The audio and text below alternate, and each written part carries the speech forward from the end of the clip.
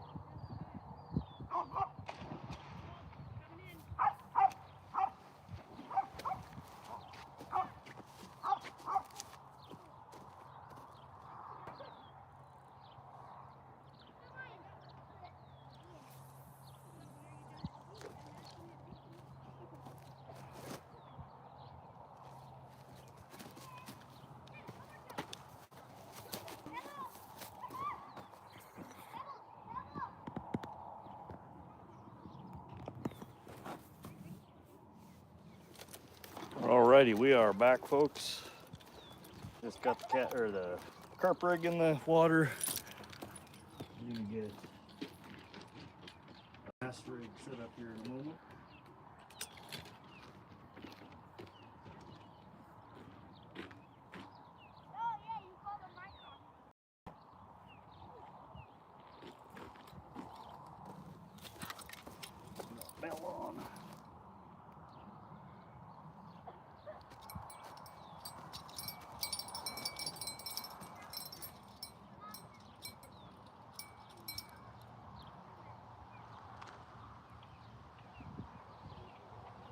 sized bass jumping over there. They're in here, man. I just don't know how to catch them. The bass no likey me. All right, that pole right there is our carp pole. And let's see what we can get going here.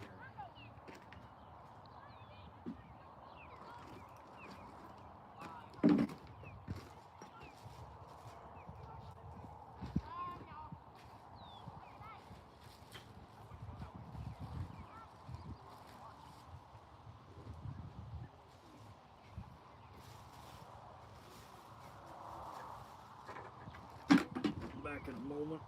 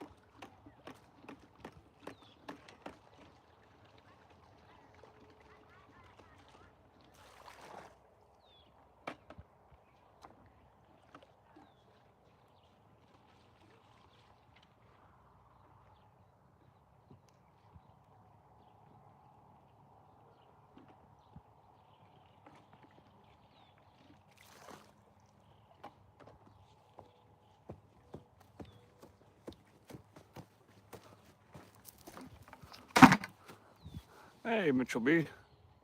How you doing today? We're just got one carp pole in the water. I am getting a rig ready for bass. I'm gonna see if we can catch a bass in here.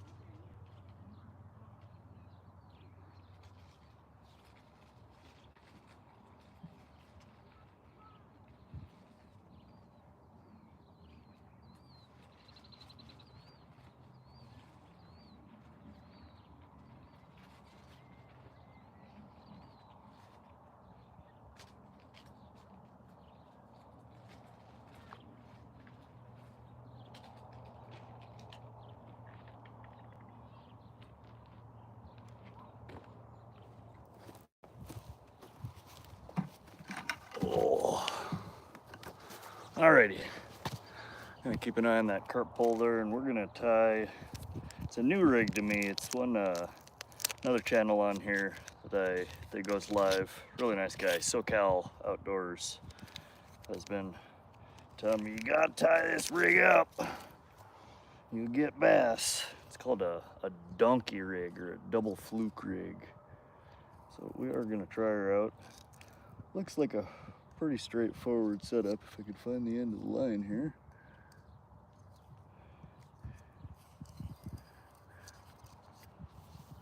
All right, so we start out 2 swivels. We're gonna tie both of these guys on after we get braid off here. this swivel's been tied on a few times, it looks like. All right. So we're gonna tie one end of the swivel on. And this is just 12-pound fluorocarbon.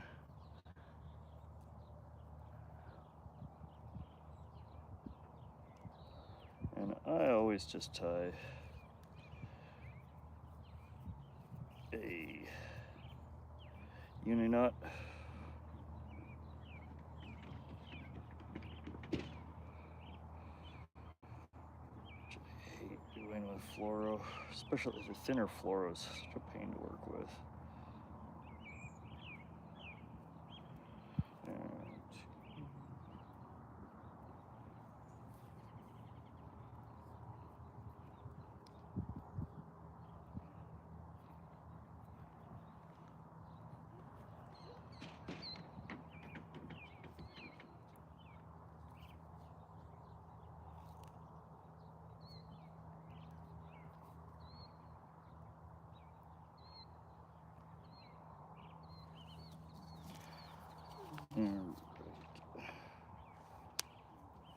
Then we want one, so we're basically 2 leaders here. One about 14 inches, the other one 2 to 4 inches shorter. So let's set that guy down. Second one.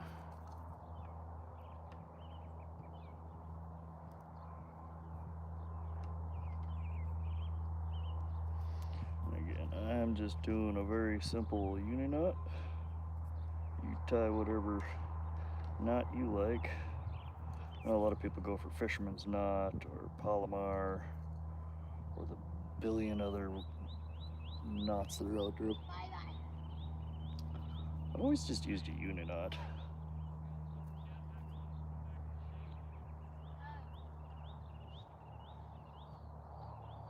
It's one of them knots that if I'm interrupted at some point during it, or I'm out and it's dark or it's windy, it's just muscle memory. I know how to tie this one, so that's what I go with. I've never had the knot fail on me either. The line breaks before the knot does usually.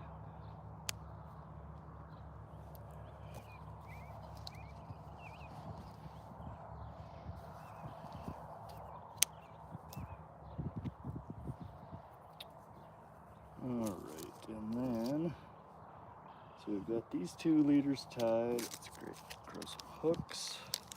Normally I'd use a little bit bigger. This is a 2/0 bait hook. Offset shank worm hook. I'm gonna tie one on each of these.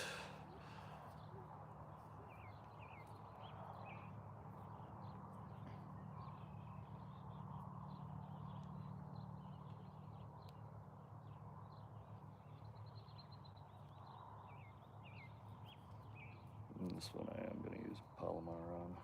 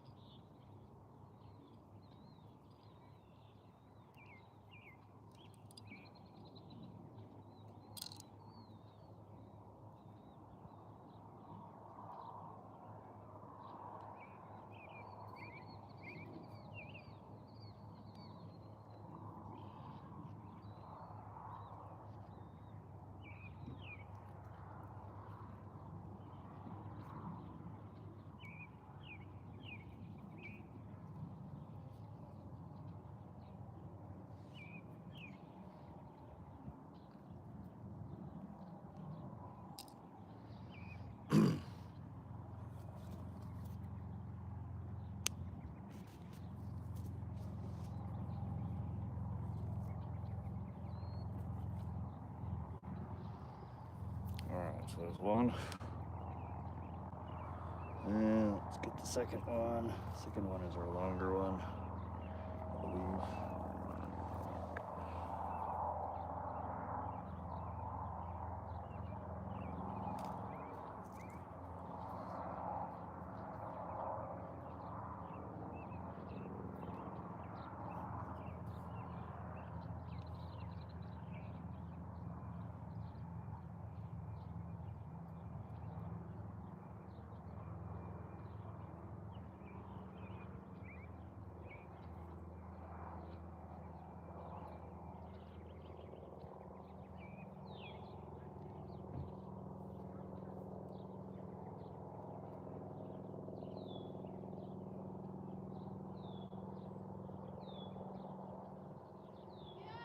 I'm envious of these knot tying gurus.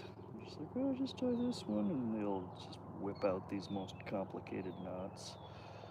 I've never been that quick or great at them.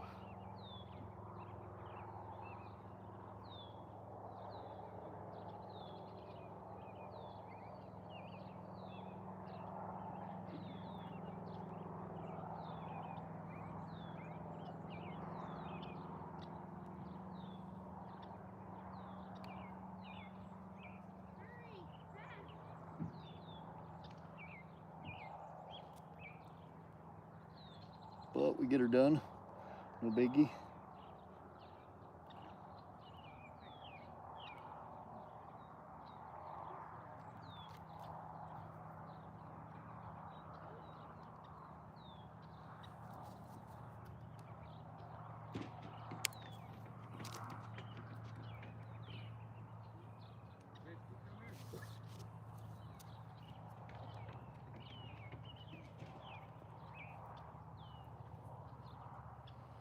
Alright, so we got 2 leaders, one about 2 to 3 inches longer than the other one.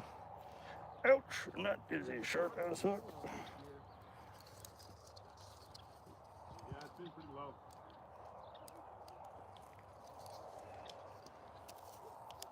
Okay, let's go get our main line.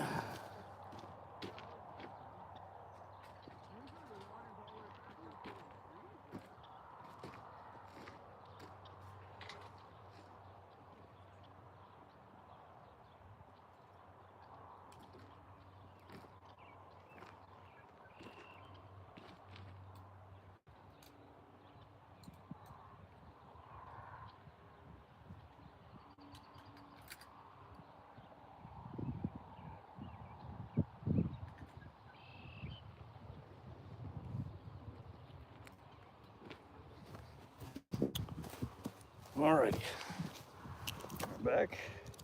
Alright, so again, this is the donkey rig or a double fluke rig. It's really neat action. This is a brand new rig to me though. Alright, so take your main line and you slide your first swivel onto it and it just kind of floats. And then your second line, tie directly to your second swivel.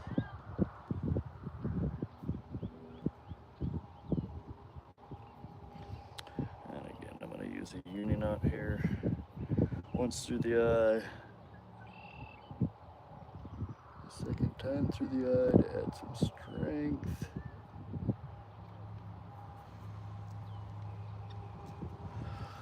Loop, and then 7 to 10 wraps usually, depending on the thickness of your line.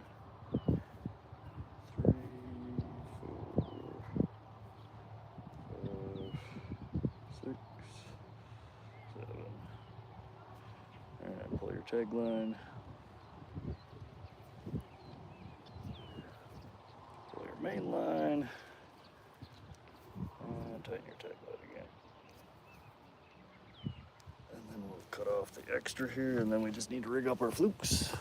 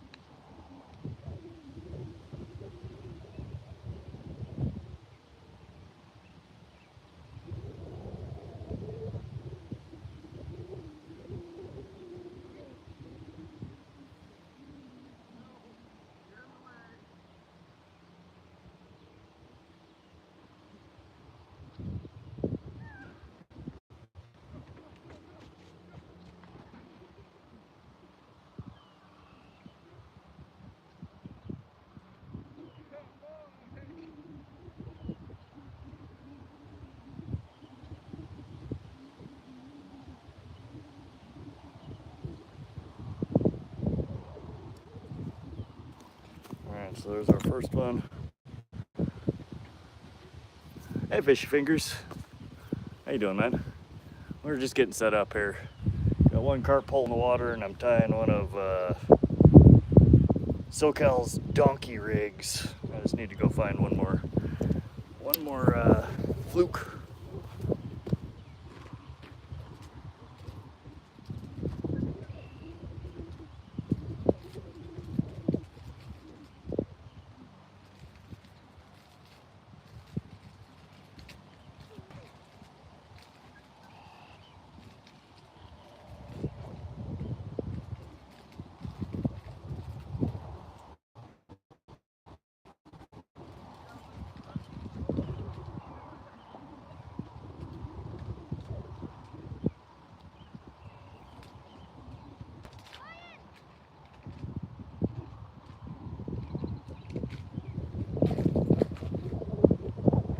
Alright, so we're doing a ghetto double fluke here because I apparently don't know how to pack my bag.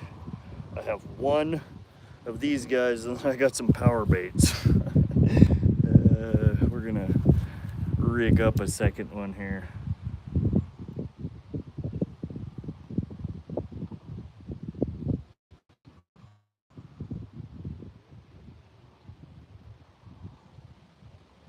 I would assume this should work. Other than, I don't know why, I always freaking rig these things upside down.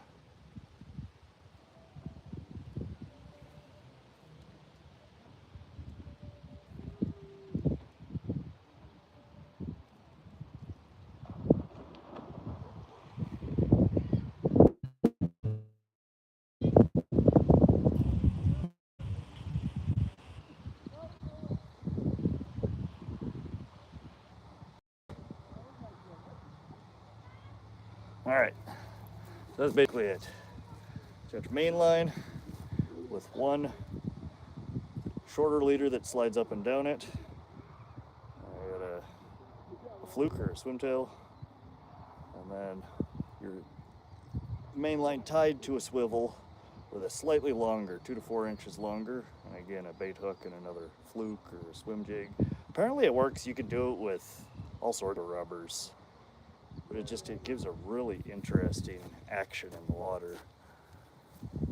I haven't caught anything with it, but we're gonna try. SoCal swears by him, says that this is the go-to for him for his bass fishing.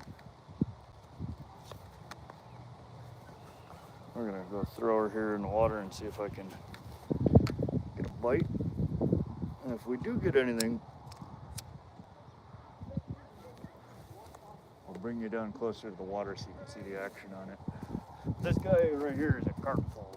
So we're gonna keep an eye on that. See if we can pull a hog out while we attempt to catch bass. You owe me $1 billion beers. You think you're gonna do it?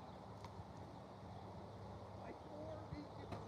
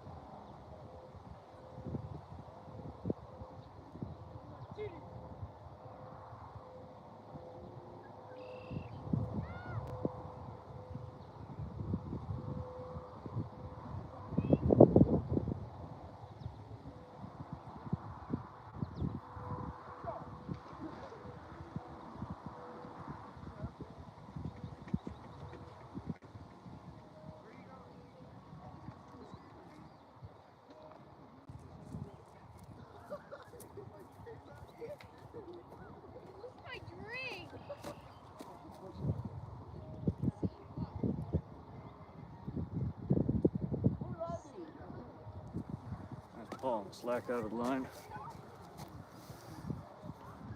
Hey, SoCal. I forgot my pack of good flukes at home, so I'm using a power bait, and I don't even know what this one is, a real perch. Seems to be working. I haven't caught anything yet, but there's your donkey rig.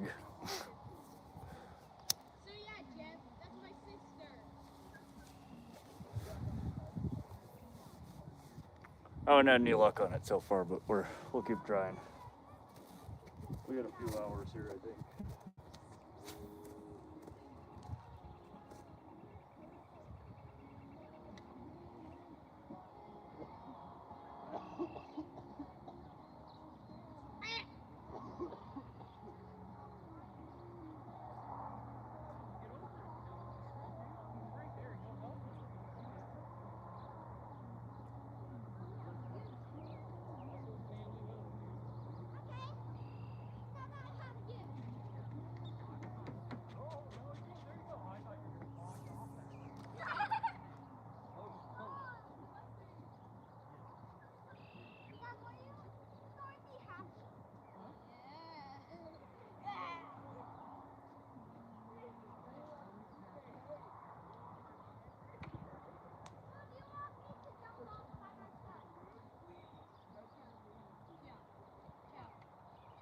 A whole bunch of bluegill and baby bass right at the shore.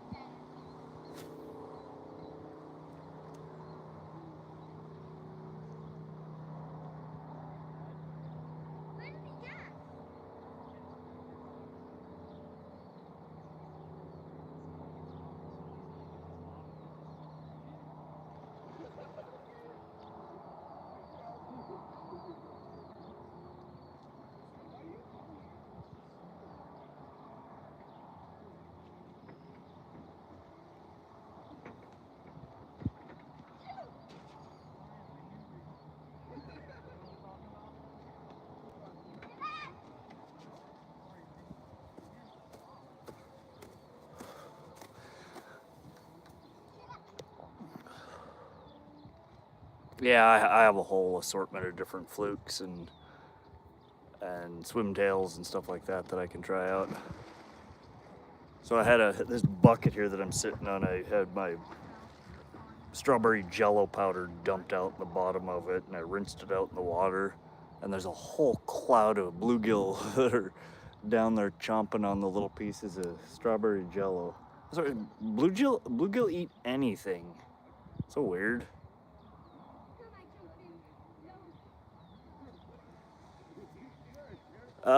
There's weed patches all over the place. It's super shallow where I'm fishing. This pond, like 85-90% of it is less than 5 feet.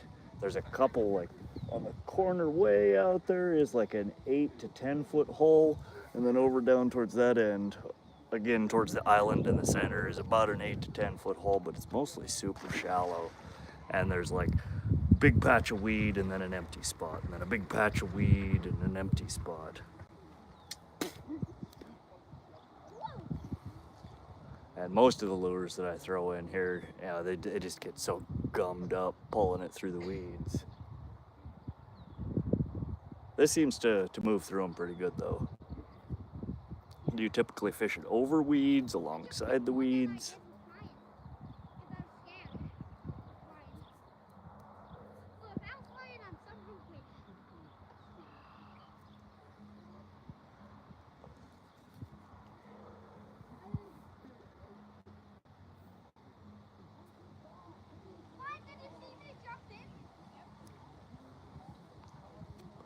Near the edges of the weeds. Okay, so there's like a weed patch that's right along the shore, and then probably 8 to 10 feet out it drops down a couple of feet more, and then there's no weeds. And I've been trying to go kind of parallel with the shoreline on the outside edge of the weeds. I think I'm just gonna start fan casting it though. Doesn't matter where I throw it, I'm pretty much gonna be going over and through weeds at some point in the retrieve.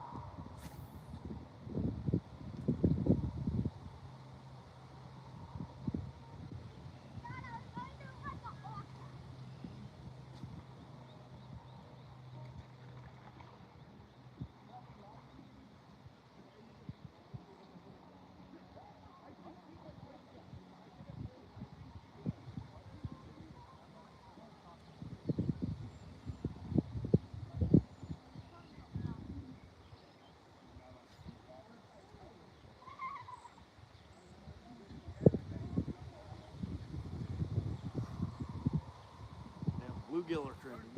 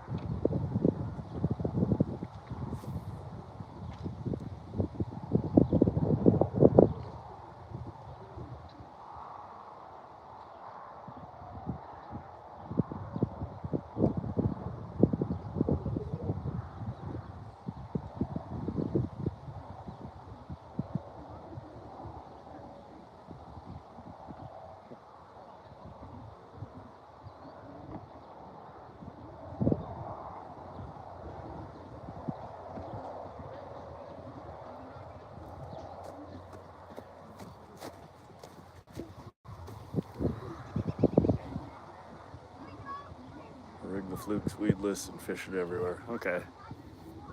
I'm gonna bring the camera down a little closer so y'all can see. Go fish in the weeds over here. I can do this without dropping the camera.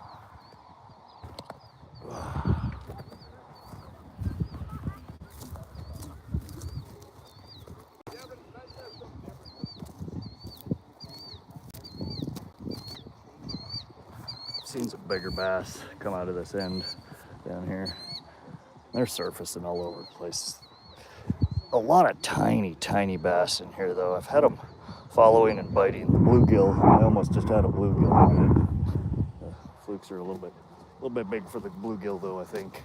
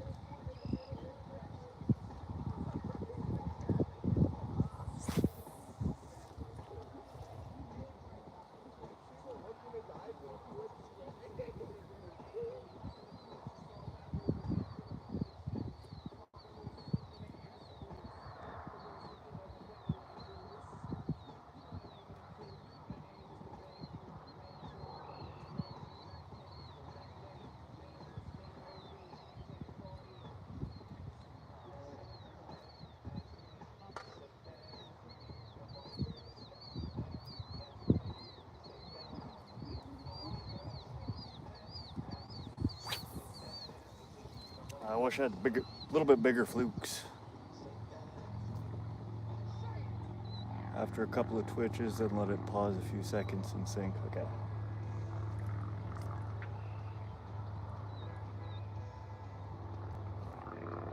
Maybe I am fishing it too fast.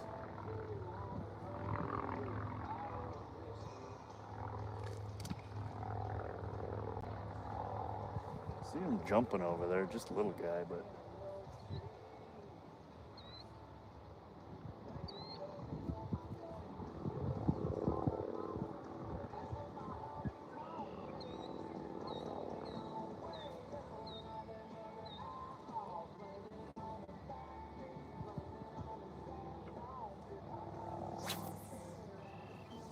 Flukes are just so light, I can barely get it out there.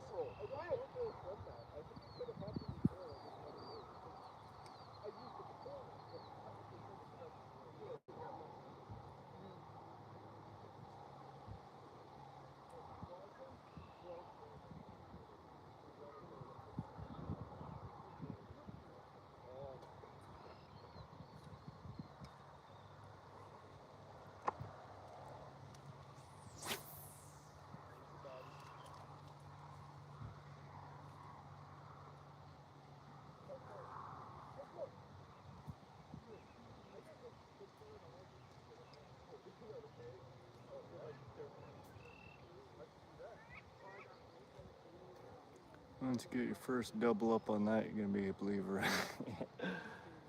I believe you, man. The bass here, I don't know. I've fished this lake or this pond for a couple of years now, and I've pulled out probably 20 bass in 2 years, and only one of them, I take that back, 2 of them over a pound. One of them was close to 2 pounds. There are bigger ones in here, but most of them are just itty bitties.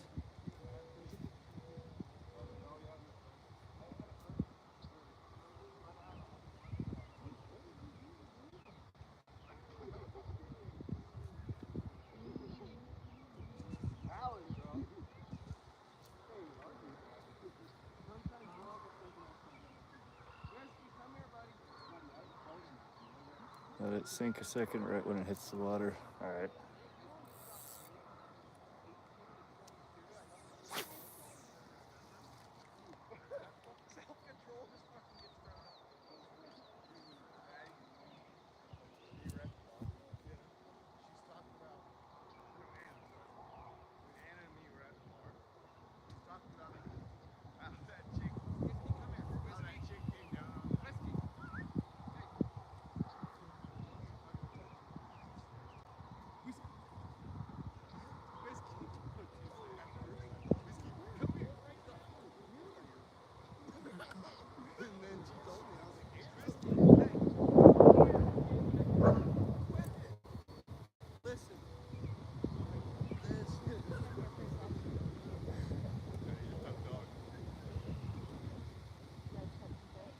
We were just jumping in and cooling off for a minute. There's a ton of bluegill. Yeah, there's a whole bunch right off the dock. Oh yeah, here we go.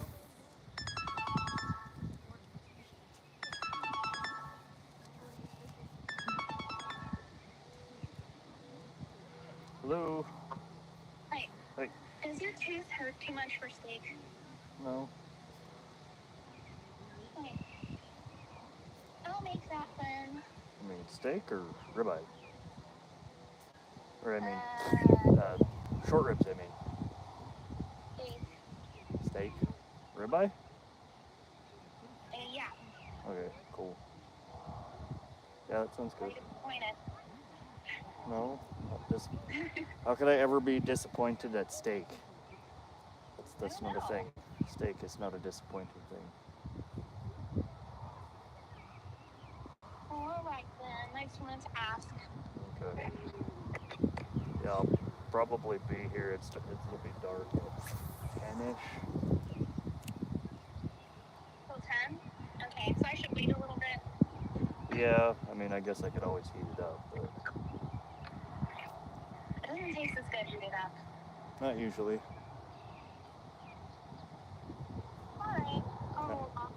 Okay. All right. Bye.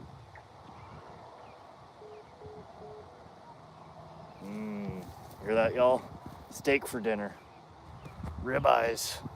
Good shit. Usually do ribeyes and some asparagus, baked potatoes. Oh, that sounds so good.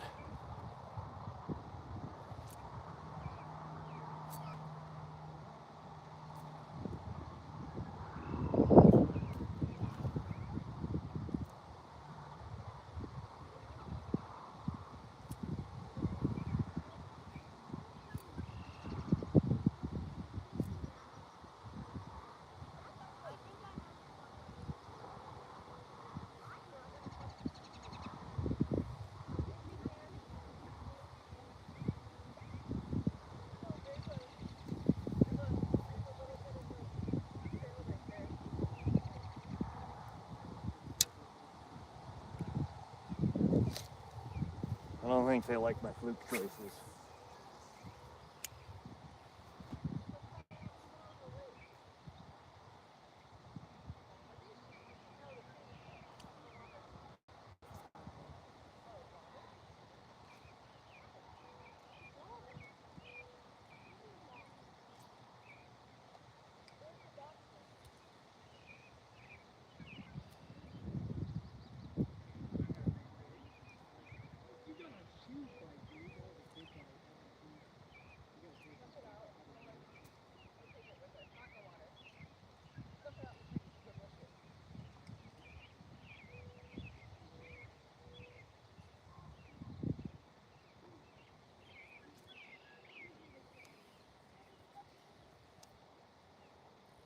Smoked porterhouse is your go-to for steak? Oh, that sounds good too.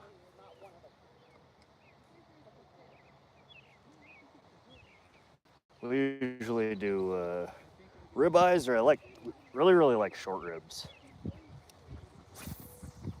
Cook those quite often.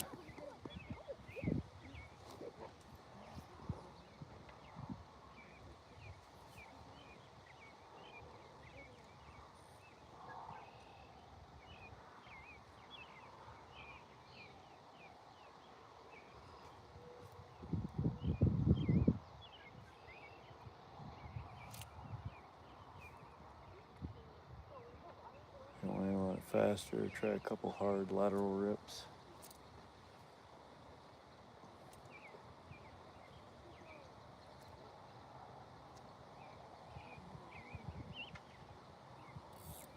The bluegill are following it back in nearly every time. But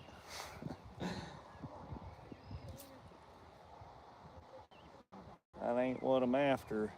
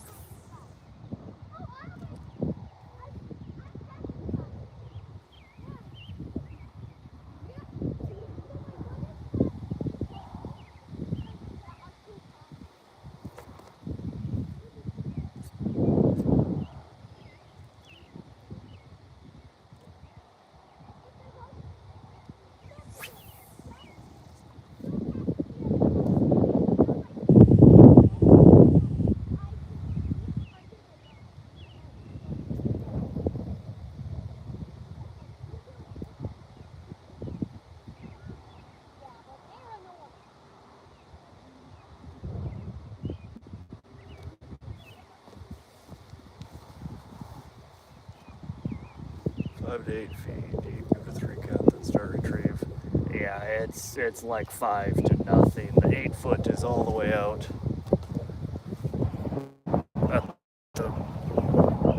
at the island over here, and I'm not casting anywhere near that far. My flukes are tiny. I'm getting maybe 15 feet offshore. The flukes that I had tied on the other day were quite a bit larger. I think they were 4.5 or 5 inches. These are just little itty bitty threes.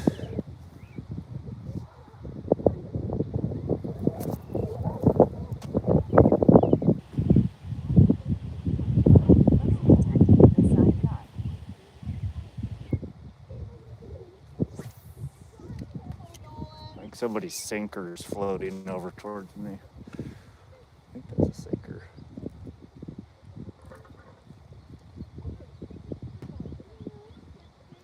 It's moving weird though, almost like it's got a fish on it.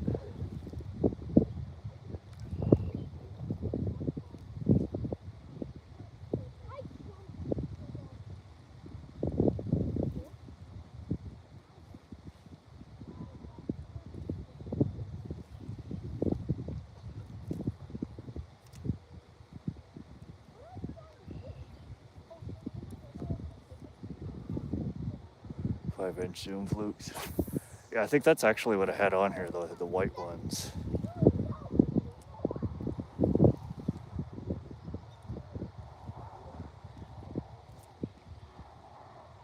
Forgot the package of them at home though. I hate that I've been bank fishing so much lately. I got all my gear spread out between my boat and my backpack, and some of it's in my truck. It's just, I like fishing in my boat, when everything's in my boat. When I need something, it's there. My travel tackle is never nearly as well prepared.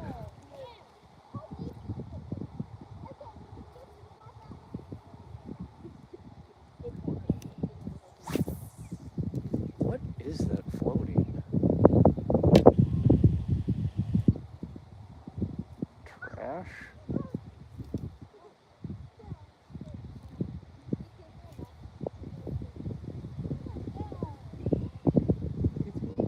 Is that alive? What is that?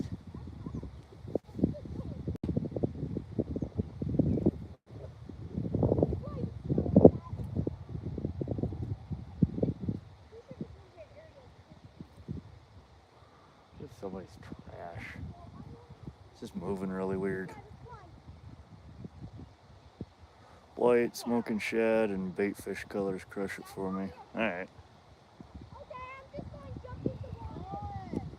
Yeah, I think the last order that I did was Sportsman's Warehouse. I got a few different kinds of flukes. It's not going to be here till later this week though.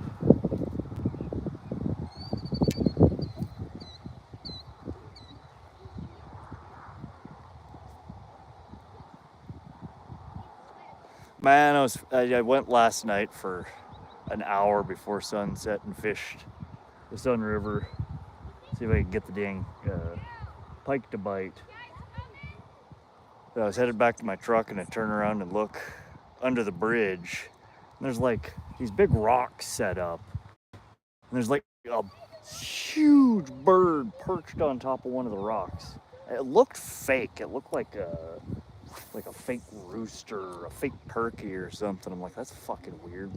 Why do people do stuff like that? Why would they set up a weird bird underneath the bridge? So I started walking towards it. It lifts up its head. Holy shit, scared the crap out of me. I still don't know what it was. I took pictures of it. Oh, it's on the phone that I'm recording with. I'll have to post a YouTube video. It might be a turkey or some kind of weird rooster, but it's just big old fat thing perched up on top of a rock. And it just sat there staring at me. Is that an orange peel? What is this thing floating towards me? It's driving me nuts. Oh, there was a bite. Shit. Well, there was a nibble on it.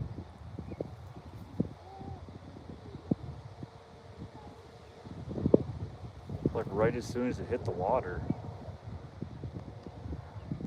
Just little though, probably damn bluegill. Oh, I think that's one of the balls they were using, the dude with the dog or the chick with the dog. They lost their ball.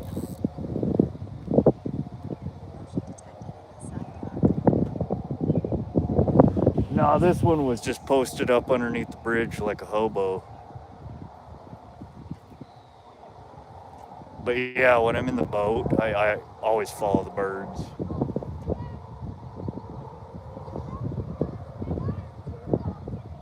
They're usually sitting over the top of a school of fish.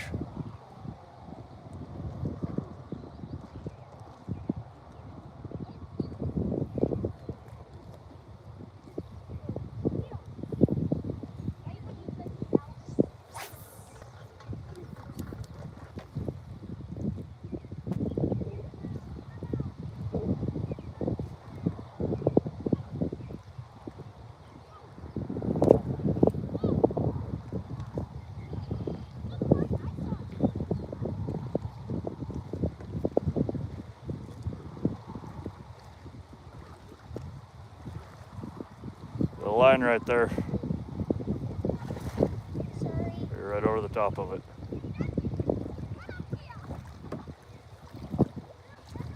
Sorry. It's okay.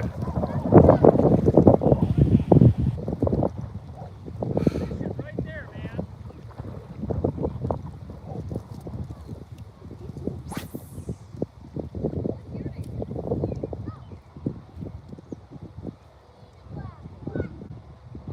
Oh no, it's alright, SoCal. This pond gets so much pressure, man. Any given time of the day, there's probably at least half a dozen, if not a dozen people here fishing. Every day. So these bass have seen everything. The best luck that I've had for the most bass consistently is literally floating a bobber with a split shot and a worm hanging 12 to 18 inches underneath. You just do a slow retrieve, and when they're biting, you'll get one almost every cast. Dad, come here. Other than that, I've caught lots of bass here, but never more than one off of any lure that I throw out. Like I'll get one off a Mexicali, then I'll throw out a spoon, I'll get one off a spoon. I'll get one off of a chatterbait. I'll throw a jig head and a plastic out. I'll get one off of it, but I could throw that same lure, any one of those lures, the entire rest of the day, and I never catch anything. Got any fish? Nope, not yet. Got carp pole set up over there, trying to catch a carp, and then I'm trying to get the bass to bite over here, but they're not biting.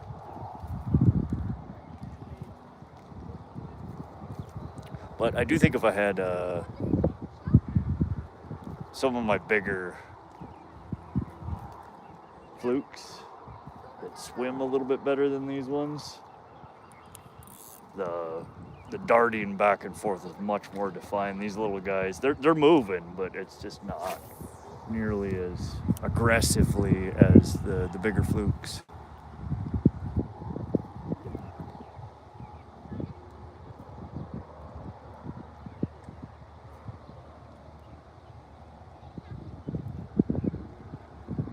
Have the kayaker take the rig out deep for you. Yeah, I've been mulling it over for years. I think I'm gonna buy and try and rig up an RC car, or I guess they're not RC, whatever you call the RC version of a. Gotten anything? No luck. Not yet. How about you? No, we just got out here. Oh, okay. Yeah, I want to rig up one of them RC boats, and I'm streaming on YouTube, talking to the people watching. But I want to rig up an RC boat to do that, to drag my lure out. I also have a castable fish finder that I want to troll around with it as well. Yeah, just a little RC boat. Doesn't have to be anything bad. I mean, like a pond like this, yeah, it would probably be able to touch all the corners. My problem would be keeping a Bluetooth connection to it for my finder, because you usually only get a range, you know, 100, 150, maybe 200 foot if you got line of sight on Bluetooth. But it'd be cool as hell to rig up, you know, a fish finder right on the butt end of it, and then rig your bait to it as well and drive it around till you find a fish, and then, you know, pull your release and drop your bait on it.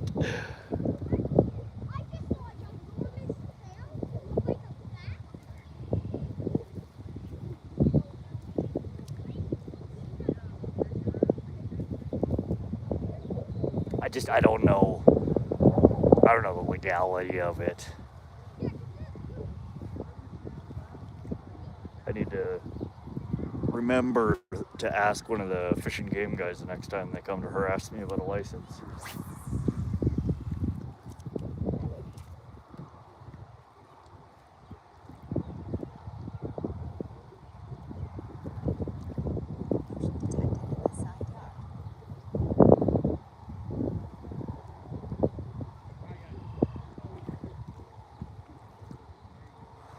Hey Andrew, welcome back. Hey dude, I tried braid for my chatterbaits like you suggested. Lost no lures for once and I landed a couple smallmouth. Heck yeah, man. Yeah, if anything, I'll use always braid as my main line. And like I'm doing now, you got braid and a fluoro leader. And typically I'll tie my leader slightly heavier than what I have my main line. But do that and use good strong hardware, and you'll lose far fewer lures. You just got to be damn careful when you do get hung up on something that you're not trying to wrench on it with bare hands. That is a quick way. I mean, you can see one right there. I wasn't paying attention the other day and pulled a little bit too hard trying to, it's either to tie a knot or to unsnag something. That damn braid will rip right through your flesh. Good Lord, that is. How does that even happen? It came out of the water clean. I pulled it in 5 feet and it shat all over itself. All right. I feel like I'm solving a Rubik's Cube every time I fucking untangle something. Yeah, I hate losing lures, especially expensive lures. Like chatterbait jackhammer, the dang things are like 16, 18 bucks a pop. You know, I don't mind losing little shit like this, a hook and, you know, a couple of swivels. It's like a whole, you know, 50 cents worth of rigging. But it hurts when you lose, you know, a $15, a $20. Like I was trolling the other day for salmon and got one of my spoons hung up. I spent half an hour trying to get the damn thing back because it's a $28 freaking spoon. I don't understand why lures cost so much. It's like 30 cents of metal, some plastic. Oh yeah, braid is gnarly. You see me, I almost always have long sleeve shirts on, or, you know, a light jacket that's got a sleeve. Anytime I'm trying to pull a snag, always just pull it up over your hand and wrap it a few times. Just that little extra bit of padding will save your flesh. Because these when you do cut yourself with it, man, they don't heal well. Because it's always in, you know, the crack of your finger, the crack of your hand. And it starts to heal, and then you open it back up again. Alright, I need to quit talking unfreaking tangle this. This is donkulous.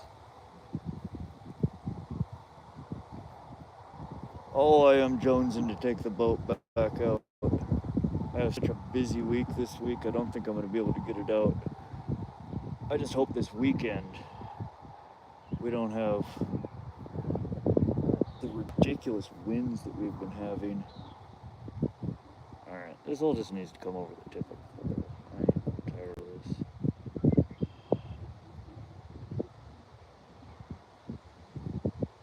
Andrew, yeah, glad that worked out for you. Just again, be careful. Now that you have, you know, the heavier the braided line on there, you'll lose less stuff, and be careful not to break your pole too. Always pull. If you're ever snagged up, don't do what you see everybody do and yank your pole, but you'll bust your damn pole in half. Grab a hold of the line with, you know, either a glove or your shirt or jacket tied around and pull straight.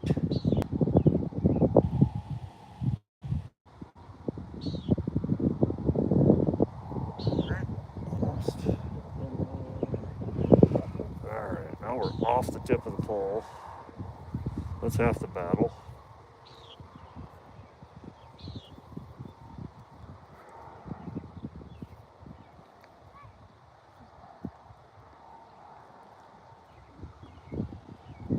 I lost a mat lure and almost cried $90 to the bottom of the lake. Oh god, yeah, some of my bigger pike and musky lures are, I don't think I have any $90 ones yet. Though I did order, and it should be here this week, one of those Water Wolf 2.0 underwater Bluetooth cameras. And that damn thing's like $200. So I'm gonna be very careful about where I run it. I know one of the lakes that I troll for pike, I know pretty well. It's been quite a while since I've lost a lure there. So I'm gonna try running it there. But yeah, every once in a while I still lose a lure, but I definitely, since I switched to running, you know, 20, 30 pound braid as just my standard on everything, and then I use usually a 20 or 30 pound fluoro leader, sometimes thicker depending on what I'm going for. I lose very few. This rig though, I've got, this is just I think 12 pound fluoro. I figured the lighter line would lend to a little better action movement on it.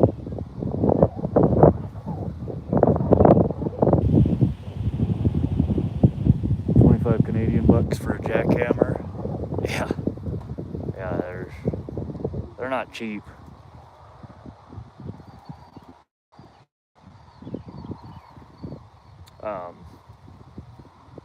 Really good lure though. I've had pretty decent success. Very versatile lure. I've had lots of different things hit on chatterbait. So that's one of them. I use it kind of as a search bait. When I don't know what's in the water, I don't know what's biting, I'll hook one out there and throw it for, you know, half an hour or so.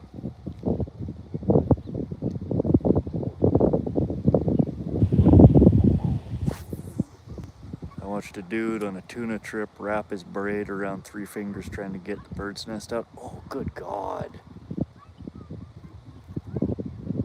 Yeah, I could see that taking a finger or 3 right clean off. That's rough.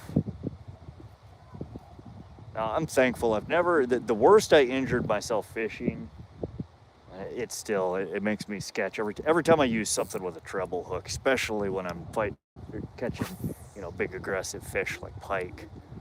They thrash around so damn much when you're trying to get the hook out of them. And you know, holding on to it and trying to get the damn hook out, and it thrashed, and they're so slippery and slimy. It hooked me, in fact it was this hand, hooked me right in the web of the hand and just whoosh, cut me.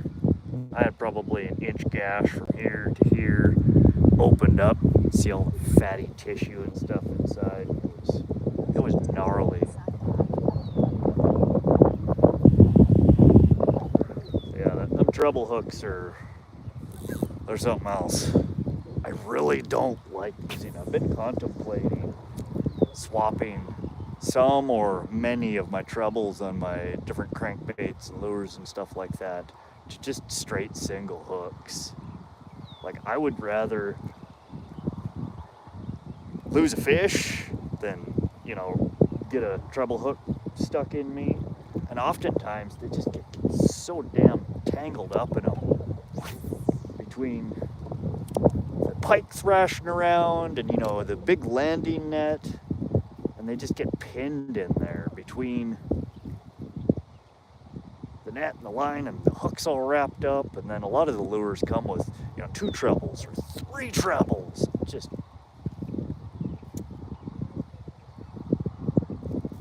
he backlashed on the cactus with live bait, and as he was picking it out, tuna railed his bait. Ugh. Good God. And it just pop.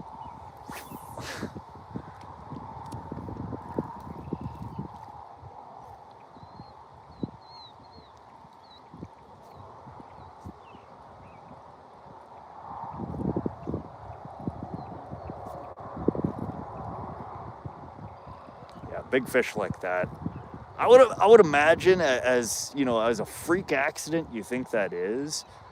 I would love to see some statistics on that. I bet you it's actually happens more often than you'd think. People are boneheads and they just don't think about what they're doing. 100-pound braid cuts like a bandsaw.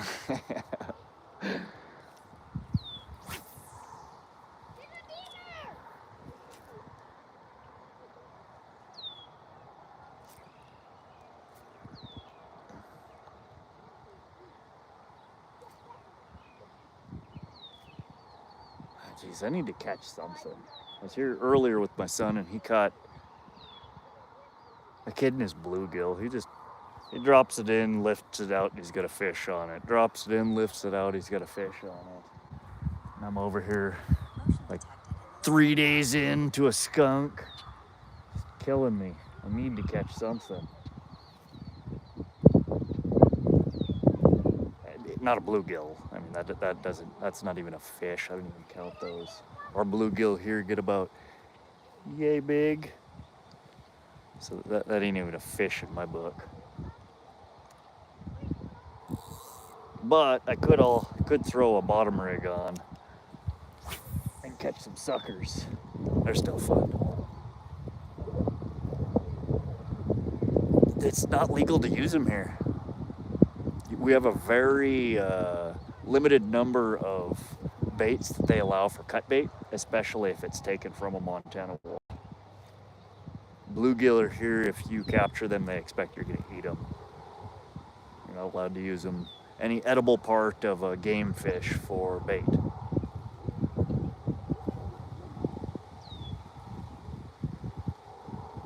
They let you use carp, they let you use sucker, a few different kinds of chubs.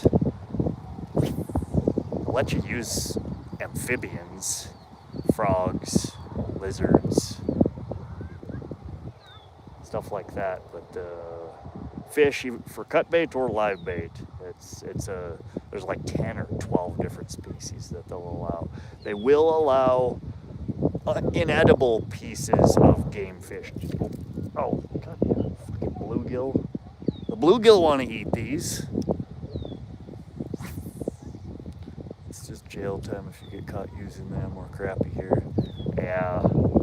Now here, I don't know how it is in California, but we have pretty strict laws. If you break game laws, not only do you get a fine and jail time, but they confiscate shit. They can take your poles, your guns, your car, your boat, anything that is sporting related that is in your possession while you commit the crime is fair game for them to seize. And they do, just to set examples, they'll take it all.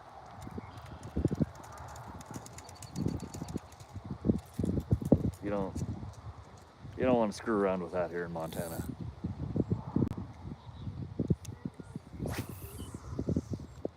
I've seen them do it, just again, especially they typically won't, somebody who's a first-time offender, depending on, the infraction.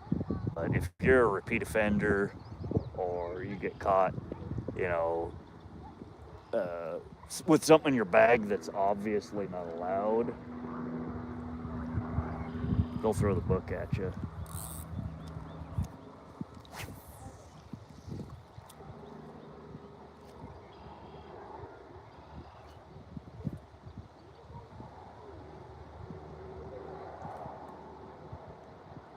Your buddy got a beautiful boat at the Fish and Game auction. Yeah, I don't know what they... I know we have county auctions here, sheriff's auctions. I don't know where that game where the equipment ends up if FWP nabs it from you. It might just end up at one of the sheriff's auctions.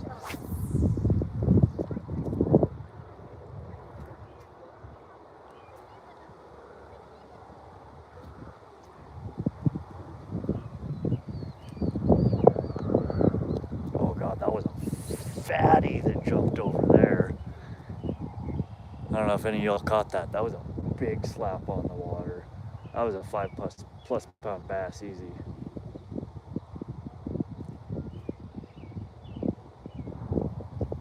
They're in here. I have a strong feeling that a lot of the bigger ones hang out. So there's this island here, then there's a jetty that runs down the center of it, like a canal, just a slot, and then there's another island, and then there's more water, and then there's the shore. And it's like that on this end of the pond as well.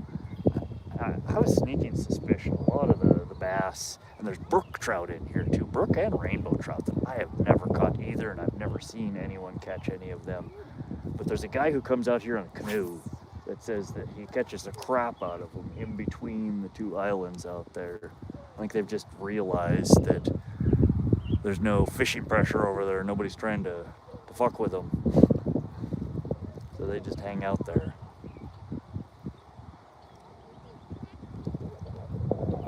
Yeah, I'll have to ask him about that, because that's actually a really good idea. I bet you can get some really good stuff from their seizures. Alright, man, I think I got a couple more casts in the old donkey rig here, and then she's going to be retired for the day. I think I'm just running the wrong kind of flukes on it. They're not. And another... Oh, that was a bite. As I'm saying I'm going to put it away, I get a fucking bite on it.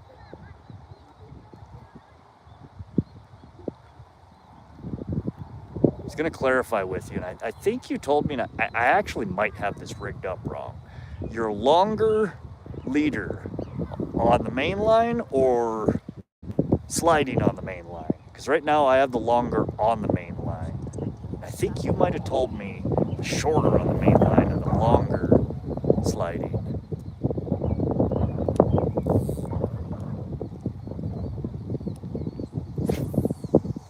I swear I'm going senile some days. I forget shit.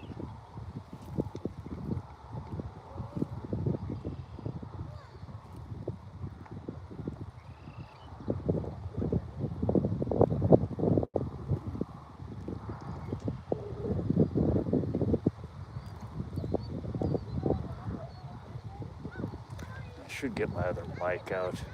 This wind probably sounds terrible on the camera.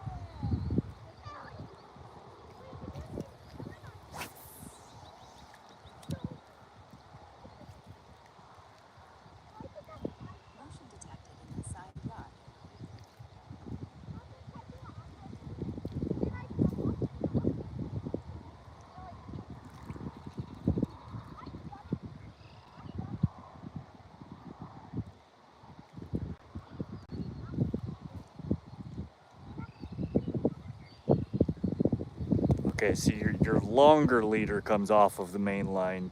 Your floating swivel is the shorter.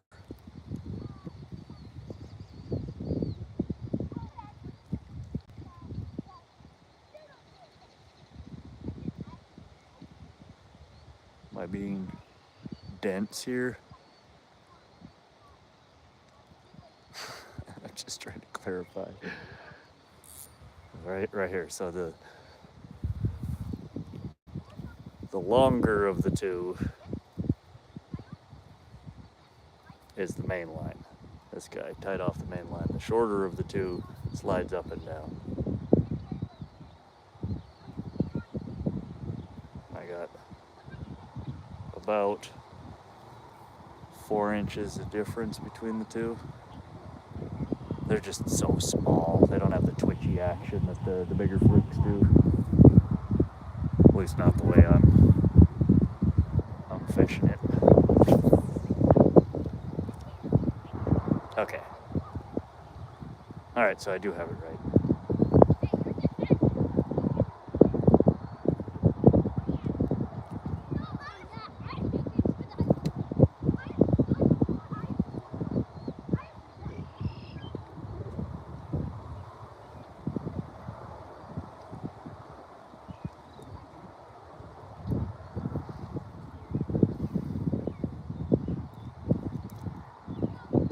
Man, the carp fishing in this pond has been crap this year. I feel like this pond had a winter kill or something. The fishing here has been really slow compared to last year, just in general. Everything except for the bluegill. Those damn things, you could throw a rock and hit one in here.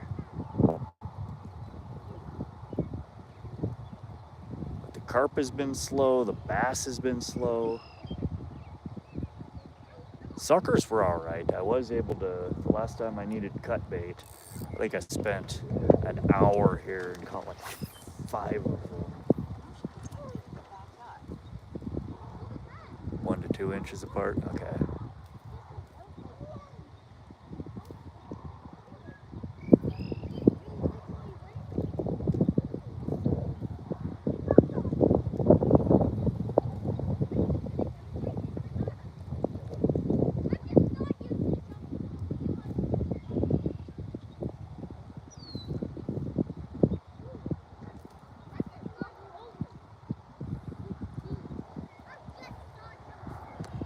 Alright,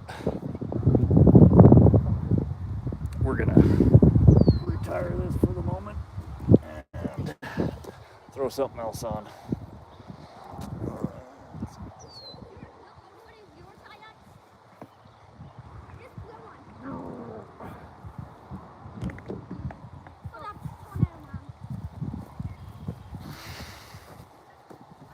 Oh, that's what I was gonna show you, SoCal. This is the stand that I've been using. I don't know what you were using on your streams. I think maybe a tripod or something. But this is a golf camera stand. It's just got 2 spikes at the bottom, and this whole thing twists off, so you can take it off. And this pole, like a selfie stick, it collapses and expands.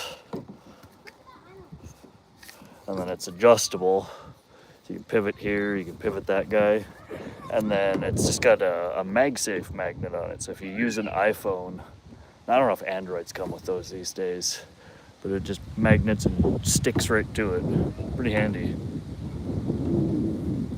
Hey Josie. Nope, I'm still being skunked. The kiddo ended up with 6 bluegill. And he tangled up his line and threw a fit, so we left him at home when I came back. And I've been trying the Fluke rig donkey show, and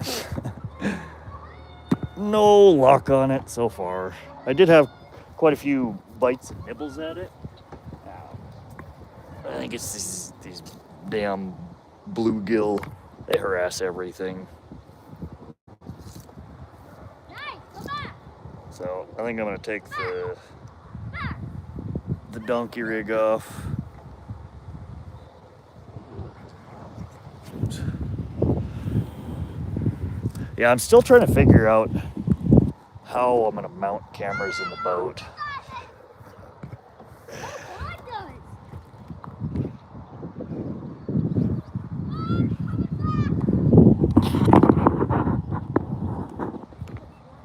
Hi, bud. I'm fishing right here. Can we not throw rocks in the water right where I'm fishing?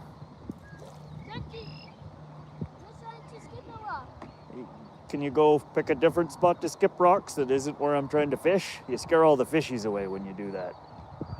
Sorry. That's all right. What you trying to get? Trying to catch a carp and some bass. Bass don't want to bite. I think the carp are all sleeping.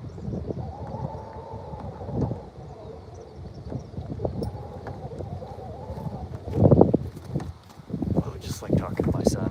Can you please not throw rocks right where I'm trying to fish? Oh, I'm just trying to skip a rock. It's like, I didn't ask what you were doing, buddy. I asked you not to be hucking rocks right where my line is.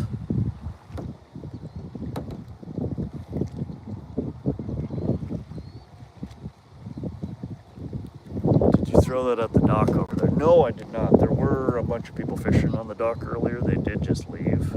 I guess before I tear it off here, I could go throw it along the dock line.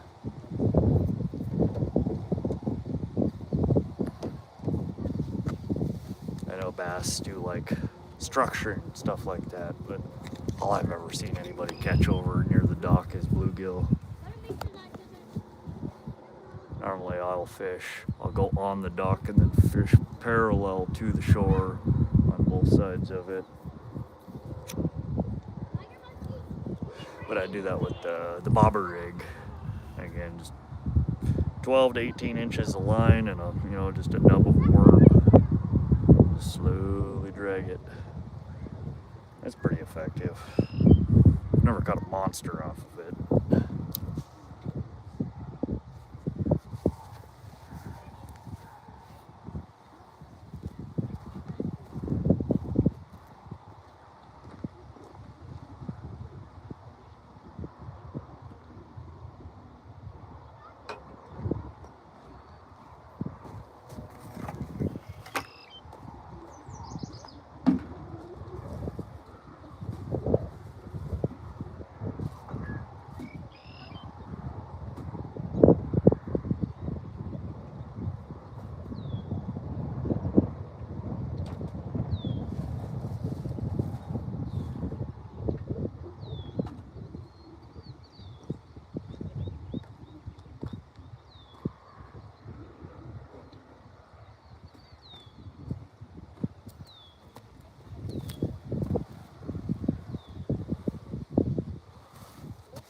I caught about 8 and a big ass smallmouth. I'm trying to figure out how I lost. Oh, nice, Josie. Heck yeah. Well, I'm glad you're having better luck than I am over here. I don't know. It's just been one of them weeks. Sometimes we all got a slump like that. It's alright. I'm still having fun. I'm just glad it's nice outside and I'm sitting out here chilling rather than slaving away at work or sitting in front of my computer. Although I really do need to post some more videos. I got one finished last night of my son catching a carp. I have like 5 days worth of fishing that I need to go through and pick out some stuff from. So yeah, it happens to the best of us. But it sounds like Josie had a good day out. Shit, you weren't even out that long. You're just out there slaying. You still using your grasshopper Rebel?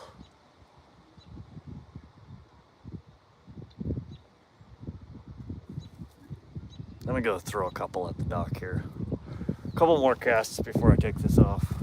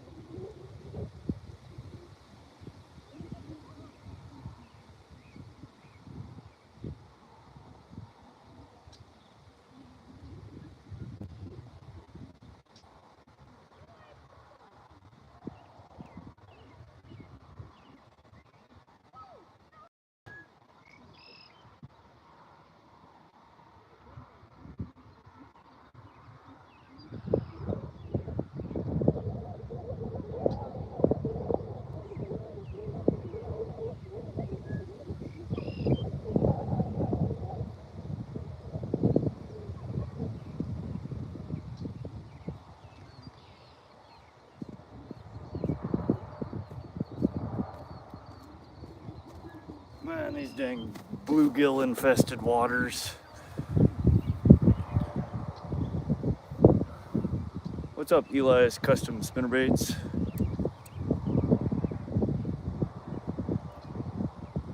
Welcome.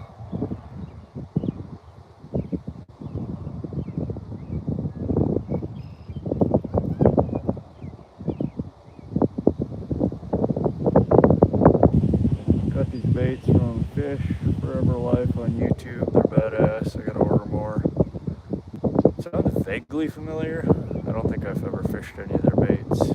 I have some pictures. My husband started to record when I had the big one. He could hear my drag, but gave me the oh, shit. That sucks. It always sucks losing the big ones.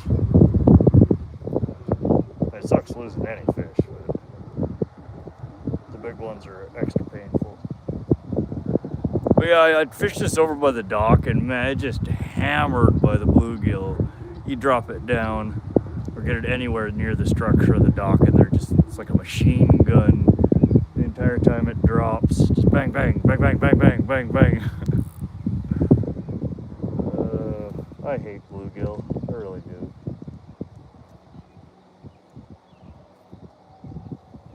Wouldn't be bad if we had some decently sized ones.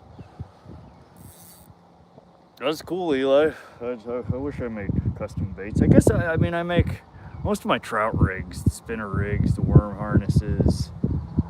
I make some variations of wedding ring rigs, stuff like that. I know how to tie. I've never made like an actual hard lure.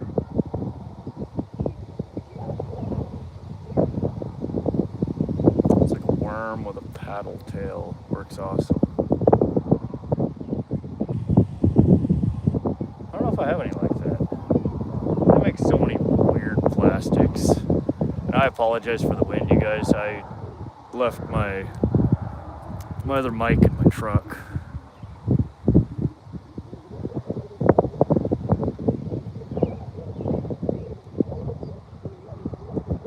Yeah, Eli, if you leave a comment on one of my videos or follow me, I will hit your channel up and I'll check them out.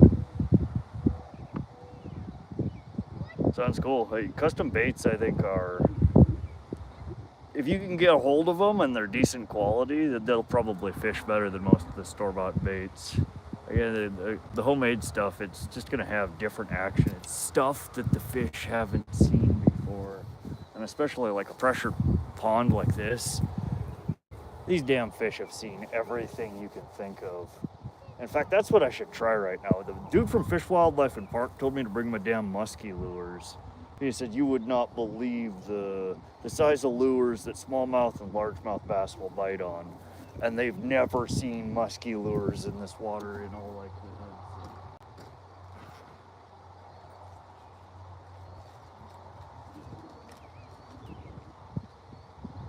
Maybe we should throw something down to us.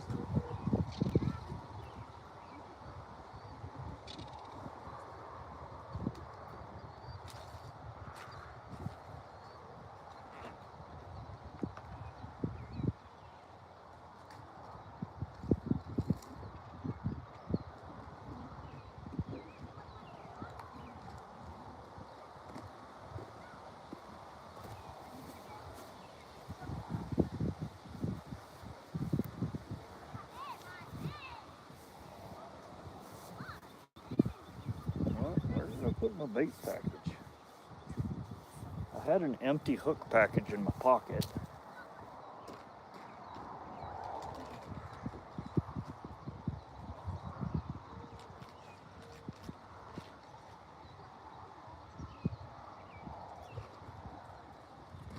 Just wrap her up fur on this.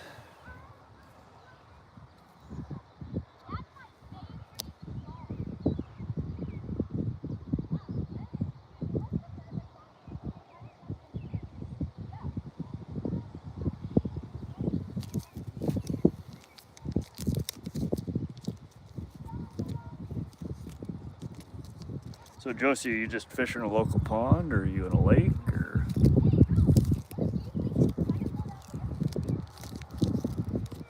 Where's your bass mecca that you snagged 8 of out in like 3 hours.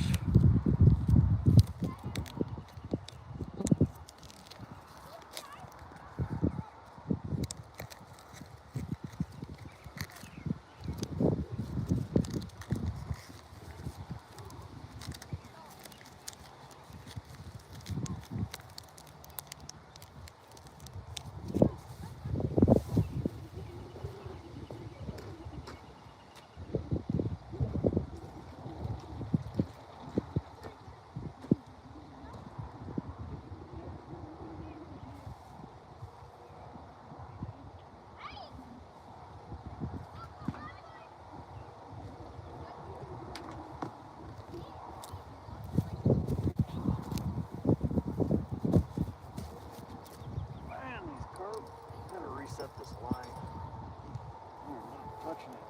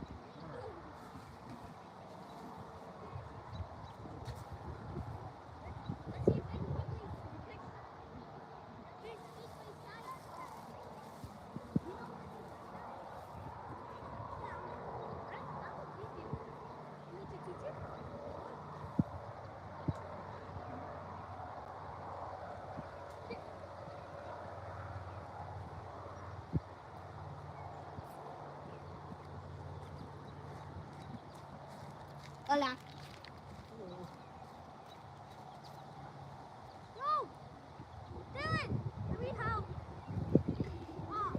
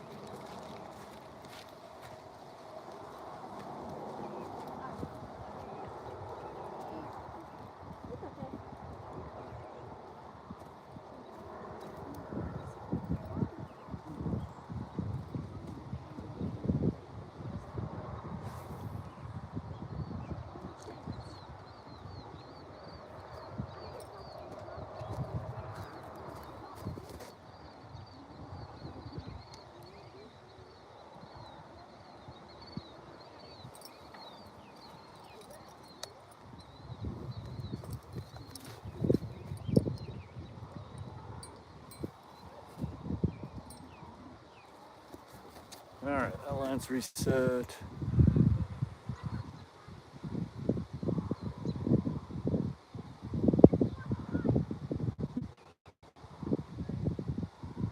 You're on the local river, just a spot that's kind of private. Right on. That's what I've been looking for. There's a couple of local rivers that are really, really good fishing. It's just all the public access spots are so overrun. There's so many people all trying to fish the same spots. I need to find some people that own land on these rivers that I can get access to. Just somewhere, you know, that doesn't have 100 people fishing at it every day.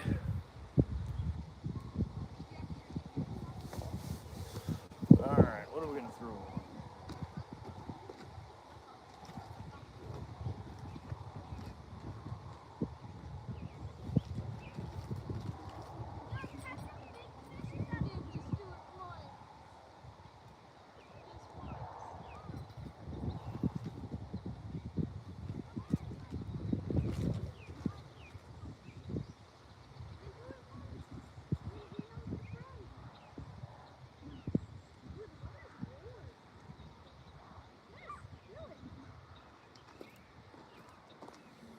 All right, well, this caught some bass the last time I was here.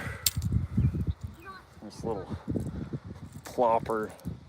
It's about time for some topwater action to start here. It's a little windy. We'll see if we can.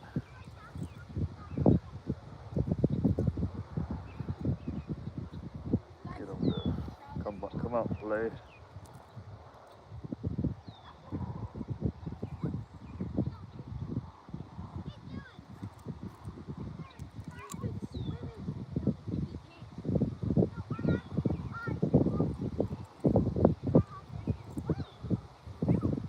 If this doesn't work, I'm throwing a frickin' worm on and I'm gonna catch a sucker.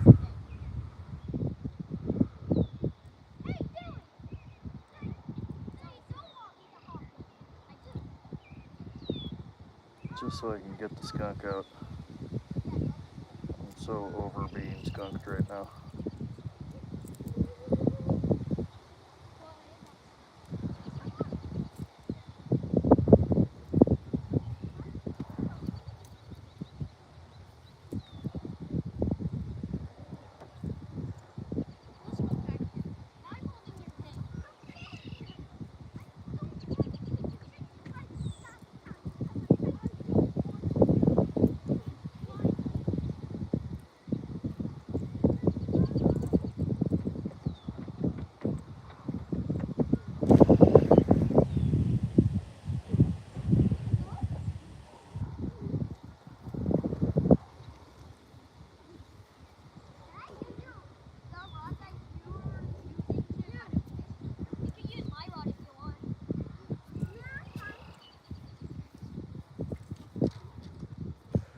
Yeah, I don't like people, so I try to find better spots anyway.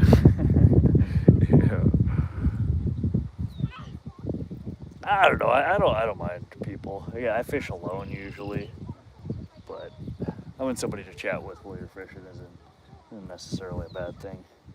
But you do run into a lot of bozos that are not very considerate. Alright, I'm gonna go fish the plopper over this way for a little bit. Let me bring the other rod back in. Y'all holler if I get a bite on the other one.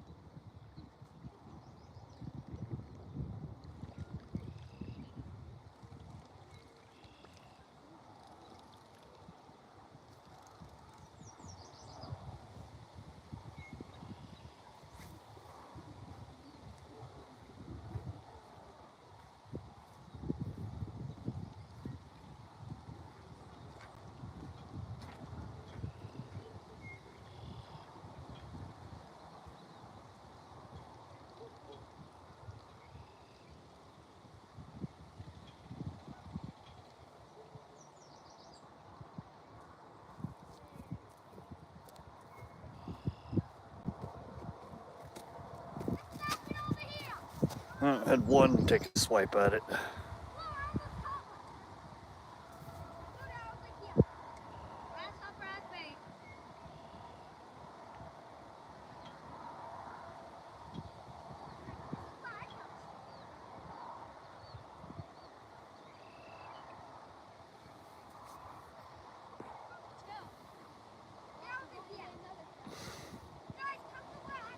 Yeah, I don't use bait casters either. The only reels of that style I use are my trolling reels. I throw spin cast. Always have, always will. Sorry for the wind again, guys. I definitely need to remember to hook up my other mic next time. There was no wind last when I got here. All right, I'm gonna fish over this direction for a little bit.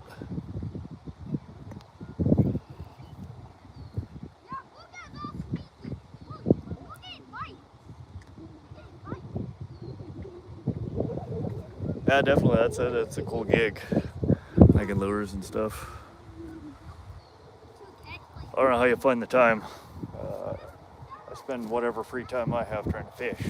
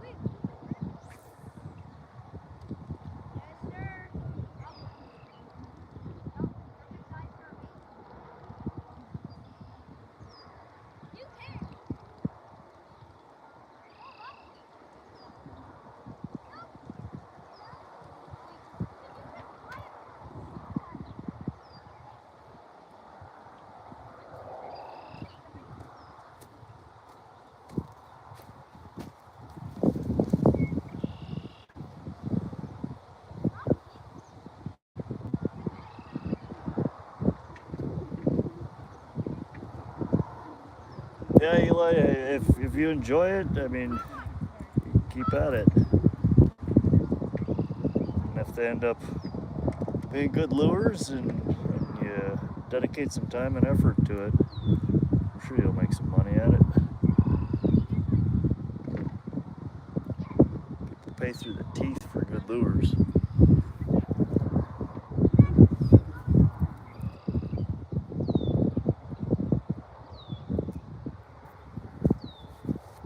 Dang it. Some garbage built up around the spinner tail here.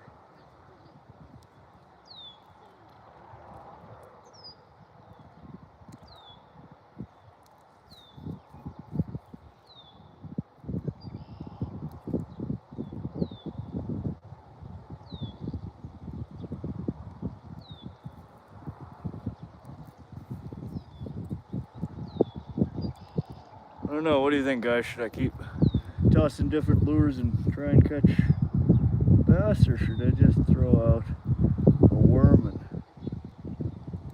catch me a sucker, just so I can catch something?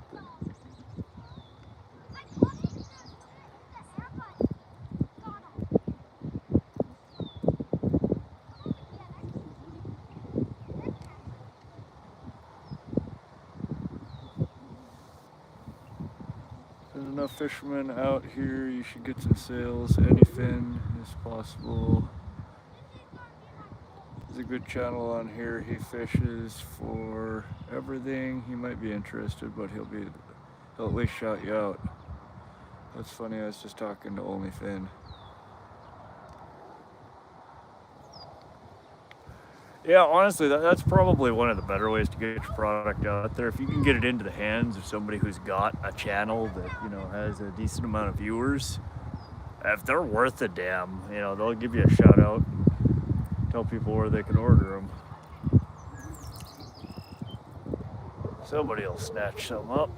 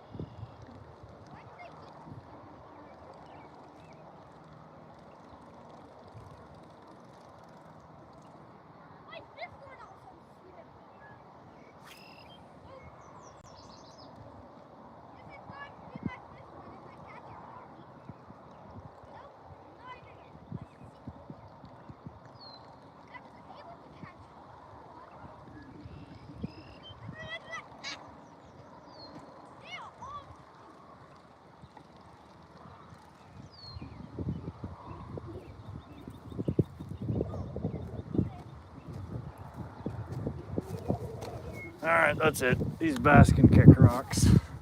I'm over it for today. We're gonna throw on a rod. What do you have in your tackle box? Do you have stuff for worm, Texas rigged, bullet weight 2?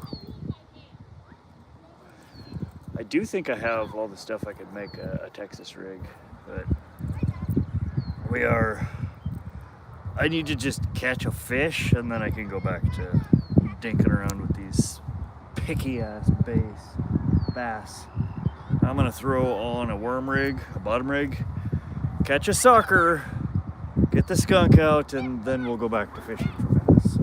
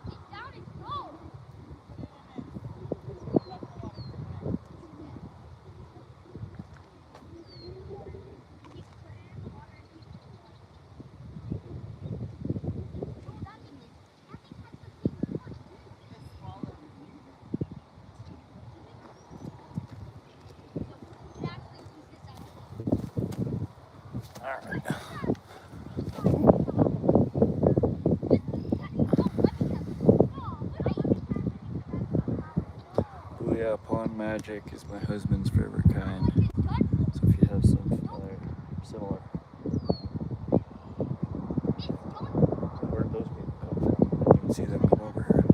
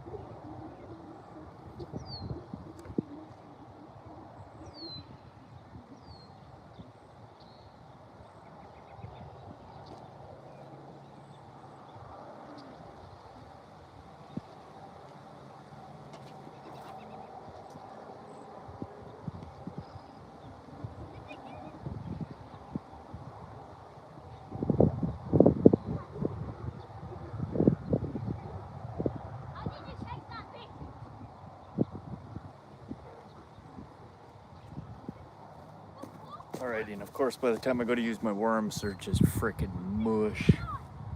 I don't even know if I'm gonna get a cast out of this.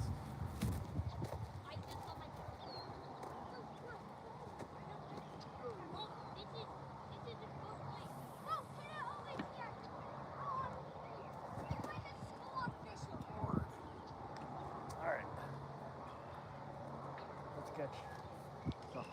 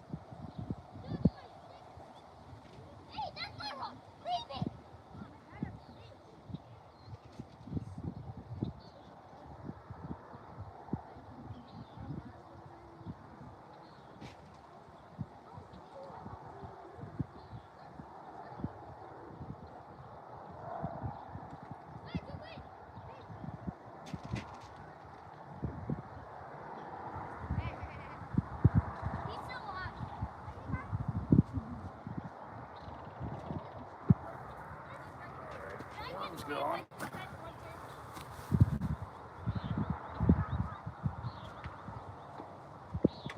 Hey SoCal, welcome back.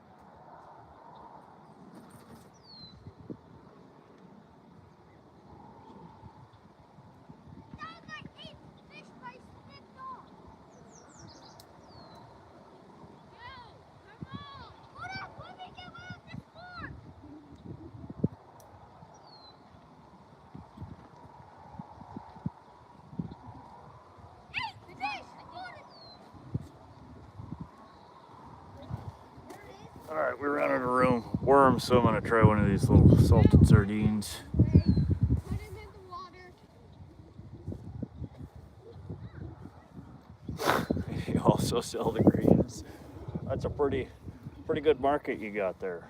Fishing lures and the devil's lettuce. Sounds good to me. Should I catch one more fish? Do you think it's going to be one more fish? Alright, I'm going to the car. Okay. You got 2 minutes. 9 o'clock. Yo, did you release him? Alright. I'm still trying to catch something that'll get where my bait. Just throw your bait out. Let me catch one more thing. Bluegill.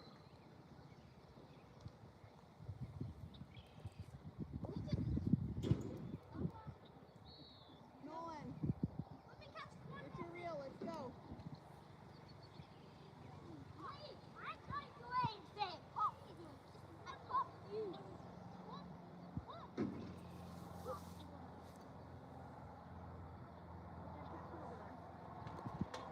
Yeah, they're super picky. I'll get them figured out one of these days. I'm over it for today. Need to get the skunk out. I've been fishing 4 times now and I haven't caught anything. And it's been much longer, not that I've caught anything actually worth catching. I'm just in a slump right now. Hey, Dad! Me and Vaughn ended the day Fluke with 8 fish. 8 fish? So, That's a lot. Yeah, I got 8 fish trying to decide what I should do this weekend. If I'm gonna go trolling for pike, which I wouldn't be able to live stream, but I will definitely catch some pike. Or I could go trolling for trout and salmon, and I think I might be able to stream doing that. Or I could go about an hour from here where there's really good catfishing, carp fishing. You can catch walleye, pike, sauger. There's just a whole myriad of things, and that spot I know I can stream from. Well, the heat wave that's going on right now it causes the water to heat up, which then causes a lot of the fish that are sensitive to the water temperatures to go to the deeper holes and hunker down. Hello. Hi, honey. Hi. Well, did you look at Tia's schedule? Yeah, I did. She works at 11, and my dentist appointment is at 9:30. So I don't think I'll be back by 11. So if you could give her a ride to work. Oh, shit. Alright, because Boobs has to be to work at 5:30 in the morning. Oh, jeez. Tia can't get her hours to 12. She can't call us. No. Oh, God. Alright.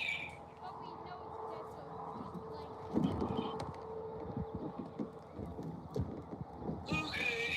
I'm tired. Sorry. I wish I could tell the dentist to piss off and get me a better schedule, but No, beggars can't be choosers. I raised enough hell to get the appointment for tomorrow, so. Okay. Alright, so she has to be at work at what time? 11? At 11, so yeah, you'll want to leave like 10:45. 22. Okay. Alright, so I'll just get my happy ass. I'll be driving down the road at 20 after. You know, it couldn't be a day that she goes to work like at 11. I looked at the schedule and I thought, 5:30? Yeah, I know. Alright.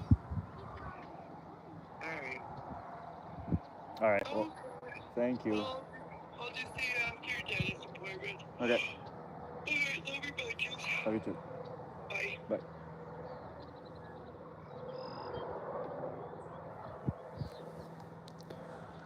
Something's up. A bunch of people getting skunked lately. Weird, because I've been getting skunked too. Haven't had a decent fish for like a week now.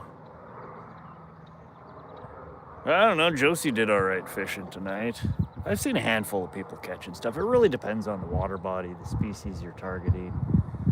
But I know here we had a solid week of, 95 to 100 degree weather, which really tends to kill the bite. The only thing that bites real good for me during the heat like that is carp. And then we had 3 days of just wind and gloom and terrible heavy rain. And today is the first decent day we've had since then. So the barometer should be rising. The water temperature should start cooling down. I think here in the next week or so, the bite should pick back up. But when those storm systems move in, unless you catch the barometer as it's dropping like rapidly, it really kills the bite. You might still catch some stuff, but from what I understand, most of the stuff is seeking shelter, deeper water, and they're just hunkering down. There was a bass tournament here Sunday. Winner had 8 pounds.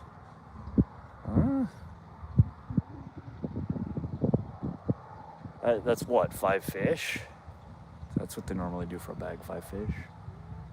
I don't know how big your... No, I think he means the bag, so 8-pound bag, which would be 5 fish, so pound and a half fish. Which, depending on the water body, that's not bad. But on a lot of water bodies, especially ones that they tend to have tournaments on, an 8-pound bag is pretty shit.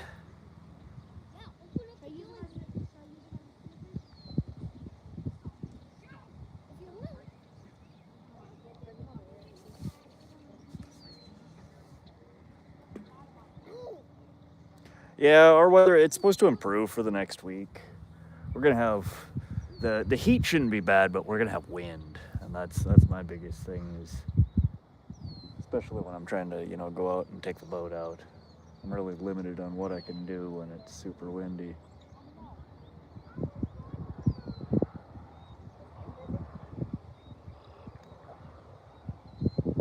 Yeah, see, that's what I thought, SoCal. So they're fishing in a water body that's got some good bass. Why do I keep saying bass?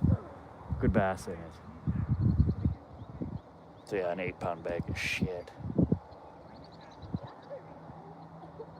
I'd be happy with a half-pound bag at this point.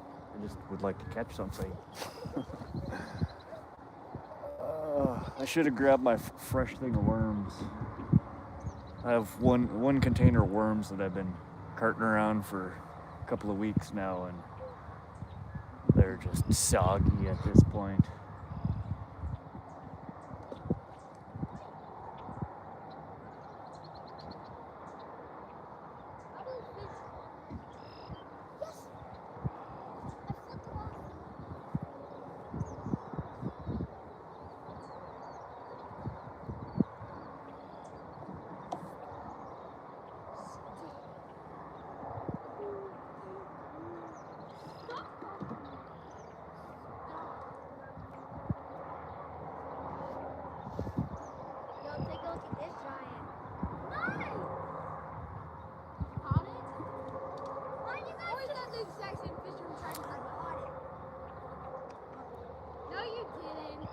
BRB, gonna try and figure out how to post these pictures and stuff on here. Go to your, I think it's your community tab, and you can make a post and add pictures. I've never used it, but apparently I should be.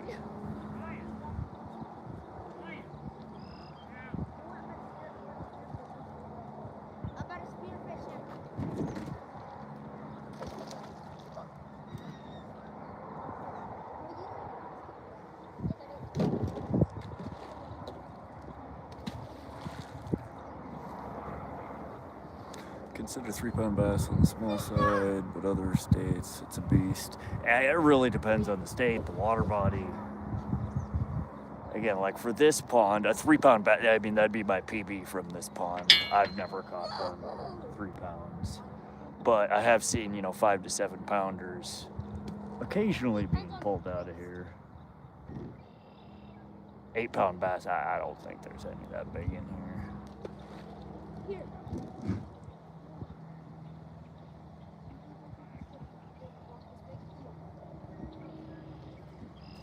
But just 90 miles from here, the capital of Montana, Helena, they have a pond over there that they have quite a few 10-plus pound bass that are pulled out of there. And it's about the same size as this one. Got all the same fish in it. I don't know what causes them to grow so much bigger in one pond than another when they have basically all the same species in it. Drop shot rig. Last time I was here, I tried drop shot. It's super shallow. Like the only spot that really has any depth is this point right over here off the island. It goes about 8 to 10 foot. Probably about halfway in, and to the shore is less than 5 foot. So if I could really launch her out there, I got, maybe 10, 15 foot of bank line that's got some depth to it.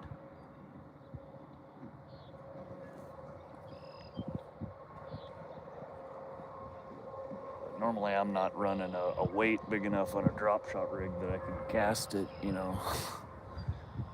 don't know, God, what is that? 75, 80 yards. It's a good distance. The carp rigs, I'll normally throw a big enough sinker on there that I can launch it, right to the point. I've actually launched it into the weeds over there a couple of times.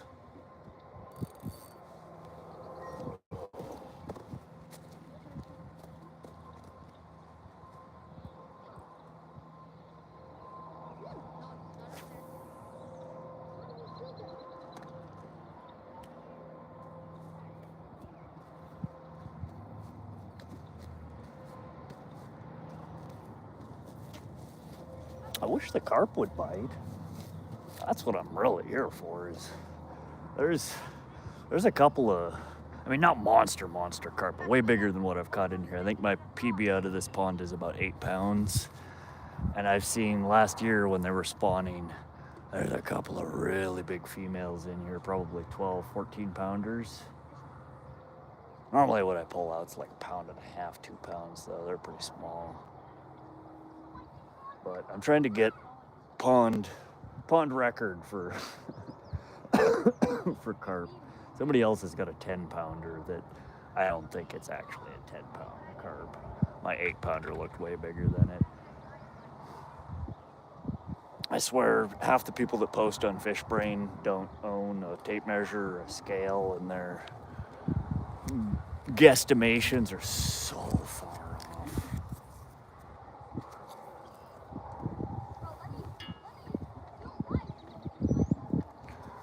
There is at the end of my street that is supposed to have some 3 to 5 pound bass. I never walked up and fished it. 3 to 5 pound bass is pretty nice size. I mean, I'd be happy to catch a 3 to 5 pounder.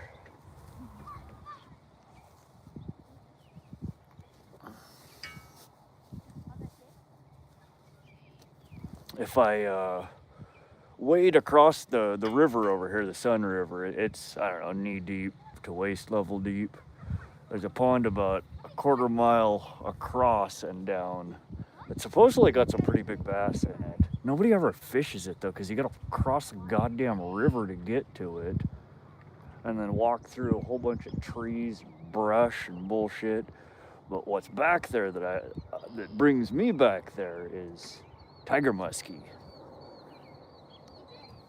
But I have fished that damn pond so many times and never managed to land one. I've had one on the line a couple of times, but they always get off. The only decent thing I've ever caught back there was some fatty perch.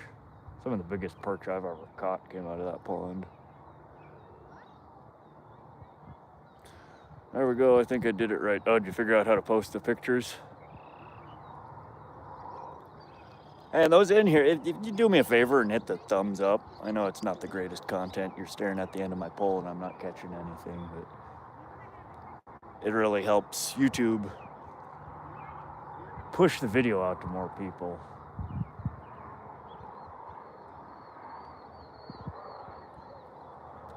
Silly interactions, the amount of people that chat in here, the reactions that they put, all that stuff like that.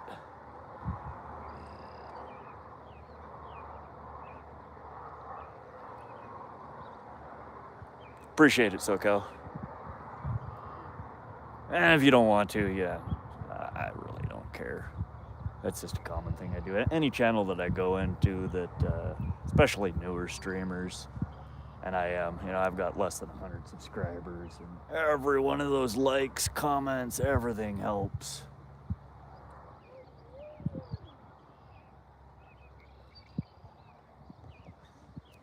In fact, especially for lives, I don't get why they do it. SoCal, did you know that they limit the number of viewers in a live until you have 1,000 subscribers? They limit it to, not that I've been anywhere even close to the limit yet, but they limit it to 50, no, your subscriber count plus 25.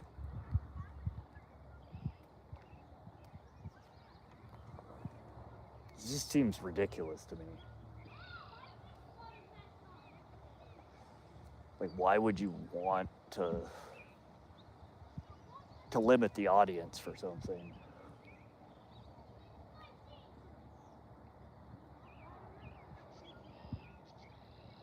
I mean, 7 pounds is a big bass. It really is. There aren't a whole lot of areas in the U.S. that I think the bass grow much bigger than that, other than in, people's private ponds that they always catch and release. They take care of it. They make sure that they're well fed. Unless you're down in Texas. Texas, they have freaking mutant bass down there. One of the channels that I watch, and I really don't like the guy, but I end up watching his YouTube. Shoves it at me all the time. He's a bass pro, something Milliken. He's one of the owners of the 6 Cents tackle brand. And he moved down to Texas, I think, a couple of years ago, and he is quite frequently pulling out 13 to 16 plus pounders. And that's just, good God, that's a big bass. In fact, I was just watching something. He released a video 4 months ago. I guess he got arrested, charged for fraud. There's a program down there that if you catch a bass over 13 pounds, you're supposed to contact Fish, Wildlife, and Park, and they come collect the specimen from you, and then they basically take it into their breeding program. But by doing so, that enters you in a yearly competition to win. It's like $5,000 worth of tackle or some shit. And 6 Cents just happened to be the tackle or the sponsor of the event last year.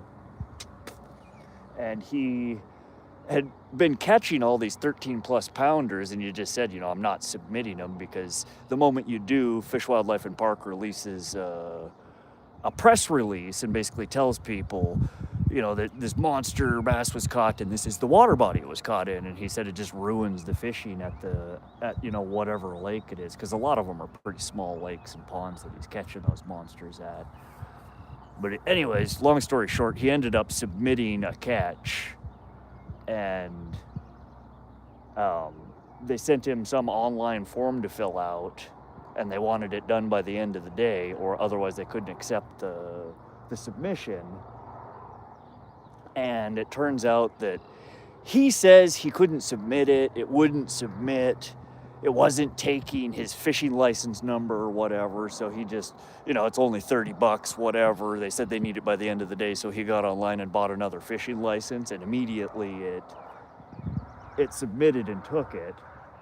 And then, like, sometime down the line, Fish and Game got a hold of him, and they're like, so you bought your fishing license like 2 minutes before it was submitted on the app, and we don't think you had a fishing license according to our records, and on top of that, we're going to charge you with fraud, because basically you were entered into this contest for submitting the fish. So he ended up getting a whole bunch of charges and shit out of it. He's still in court for it. But he swears up and down he had already bought his fishing license. Fucking drama.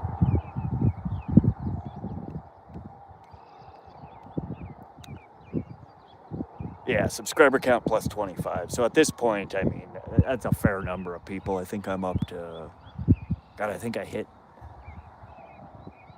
what is it, 80 subscribers or something like that today? So it's a little over 100, which is a lot for a fishing live, at least for newbies like me. I think the most I've had in concurrent was probably tonight. I think I saw it pop up with 17 or 18. So I'm pretty far off from the limit, but I don't know. I think that it doesn't push the live to as many people when you're new. The more subscribers you get, it'll start putting it in more people's feeds. I don't know, it just seemed weird to me. It's weird, first of all, that they make you have 50 to go live, and then it just seemed weird to me that they put any kind of limitation on it until you have, 1,000 subscribers. It just seems like some arbitrarily large number.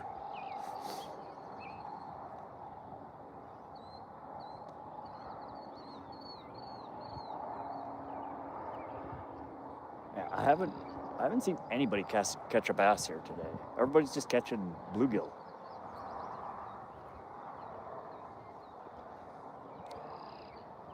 I've seen them. They're active. They're feeding. They're hitting. In fact, I'm seeing them pop up all over the place now that the sun's starting to go down. They're really starting to eat off the top. But it's been like that in general this year. I've fished this pond probably, I want to say 15 times or so far this year. I've caught 2 tiny bass, and I've seen, I think, probably 2 or 3 others pulled out, and you know, the large number of hours that I've spent here.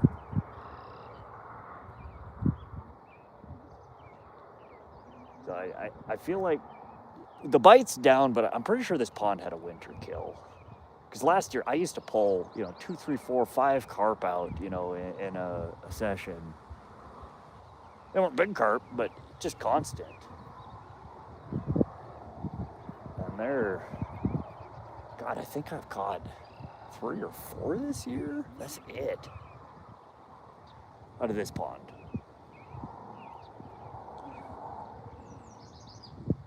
Almost a year in and you only have 4. You're still doing pretty good, SoCal. 400, I mean, that's nothing to shake a fucking stick at.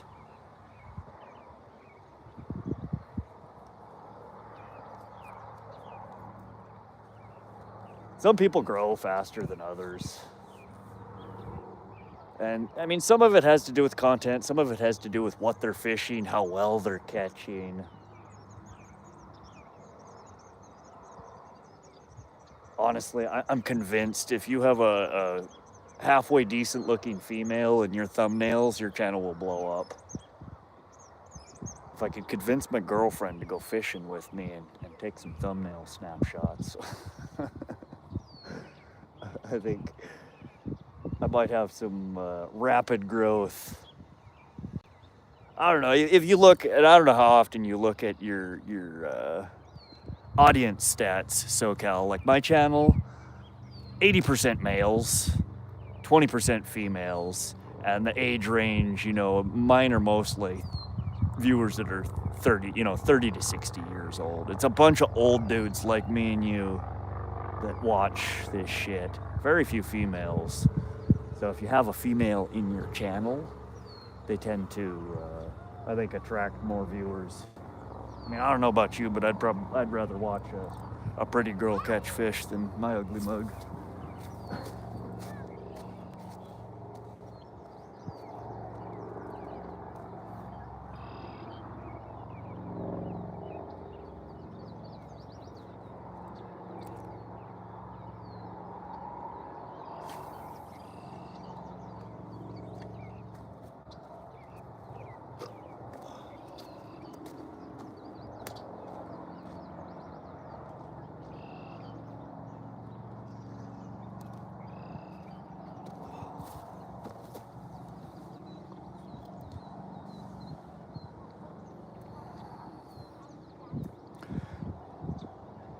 I've been lazy with putting out content. Yeah, mine's almost exactly the same. I figured as much. Again, I think a lot of the people that would be joining my channel are also probably hitting your live up, outfish. I mean, there's a lot of us small YouTubers that are all in this same genre. And a lot of us, I mean, I know I don't have the quality content. I'm not, you know, doing step-by-step tutorials and showing off, you know, 1,000 different riggings for this, 1,000 different riggings for that. So there's nothing really special about any of my content. I mean, I just figured for as much as I fish, and I love watching fishing, I mean, I figured I'd start a channel. Maybe a few people find some enjoyment from it. Hell, I might teach people a few things. I mean, I'm no pro. I know how to catch a few fish, though. But it's also just interesting seeing what people are catching in different parts of the country.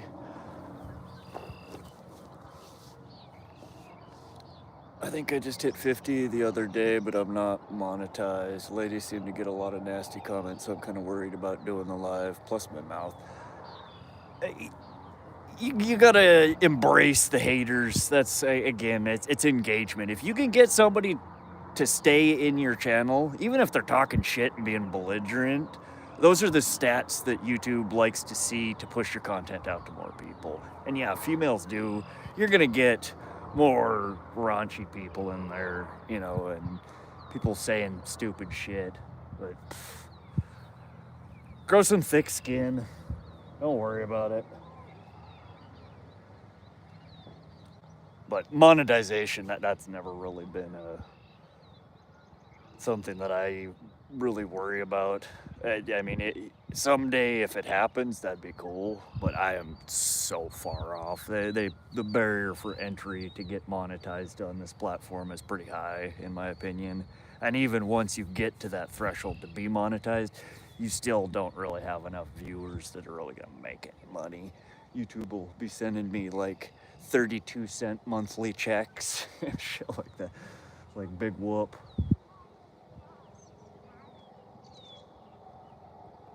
It'll take me a decade to make my money back, you know, just on the camera equipment and the gas that it costs me to, you know, fish all these places. And I don't care about the money aspect of it.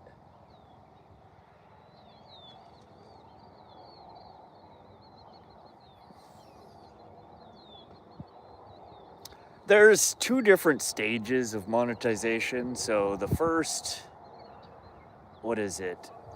So there's different thresholds that you got to meet. So if you're putting out shorts and you're trying to get monetized through shorts, it's an ungodly amount. You have to have like 10,000 views over the or 10 million views over the course of a year, and then you have to maintain that in order to stay monetized. If you're doing long form content or shorts, they require, the first step is, what is it, 500 subscribers and then 3,000 subscribers?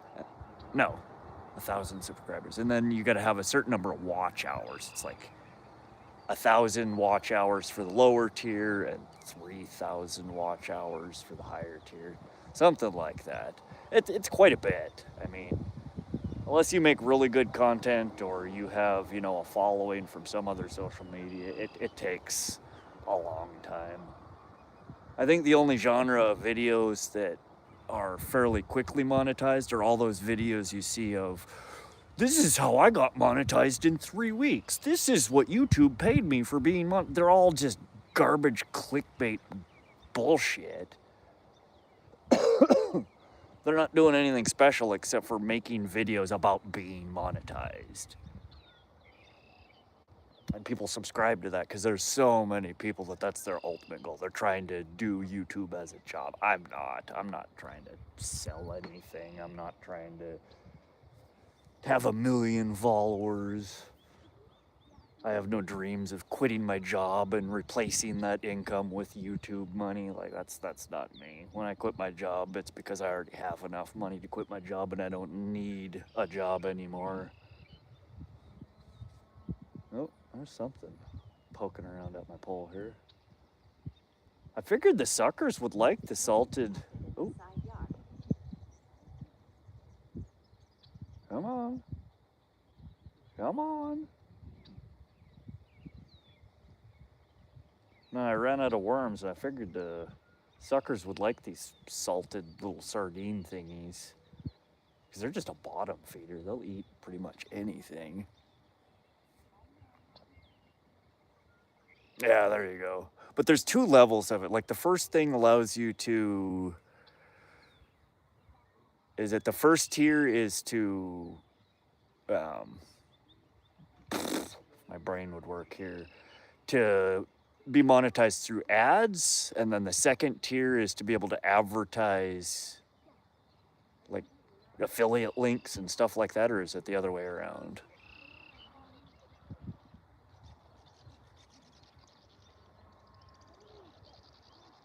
But yeah, one tier of it opens up basically the annoying ads that play before and during the videos. You get a kickback if people click on those or for so many impressions. And then the other tier is to be able to sell stuff, essentially, affiliate links, to link to an online store. Like, a lot of people will have an Amazon, you know, collection of items that they recommend to you in the videos. You click the link and then they get a small kickback for everything that's sold through their links.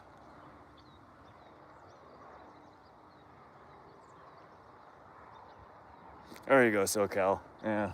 Buy you lunch for the day. I mean, I wouldn't be I wouldn't say that I'm not looking forward to the day that maybe it does get monetized, but I have no real dreams of, you know, illusions of grandeur here. I'm never going to be a big YouTuber.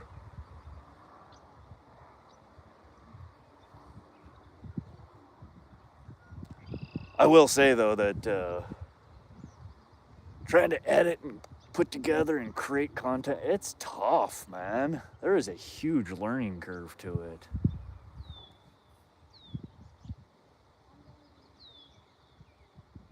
That's fun, though. I mean, I've made a handful of videos that I think are pretty funny. And that's kind of me more on it, rather than, you know, being, I'm super teaching guy, I'm going to teach you step by step how to do this. I like to try and take the bloopers, you know, the outtakes that people would typically clip out of their videos, and those are my videos. Getting my shit stuck in a tree, you know, the fish flopping around, dropping my pole, I mean, just ridiculous stuff. I'm gonna switch to my alt account in a minute to go troll people and take my frustration out because my small spender paid business is really slow at taking off.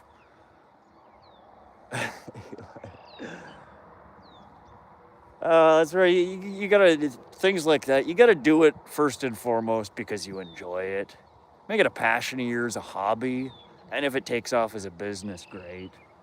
But you'll get burnt out real quick if you have too high hopes, and set your expectations too high for things. I mean, I'm not saying don't dream, but don't lose sleep over it if you're taking a long time to achieve it. Enjoy the process. Costs $25 to use the boat ramp and pay the lake fee every time I go out. So if I can have Super Chat pay that fee, then I can fish more and put out more content. Yeah, I completely understand that. I know a lot of people are on pretty tight budgets these days. I'm fortunate enough that, you know, I'm not rich, but I'm not poor either. I've made good investments. I'm, you know, towards the tail end of my career. I make decent money. I've got money, so this is all just fun to me. If I got to spend $100, $200, $1,000 to go do something, I'm not losing sleep over it.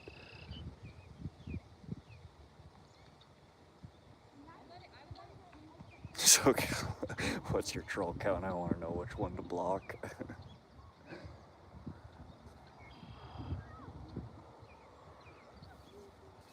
No, I don't mind the trolls. Unless people are, like, if it's directed at me, I don't care. Troll me all you want. Try me. You're going to have a hard time hurting my feelings. But if people are coming in my room and talking down to other people and just causing drama, like, I ain't about that life. You can take your bullshit somewhere else.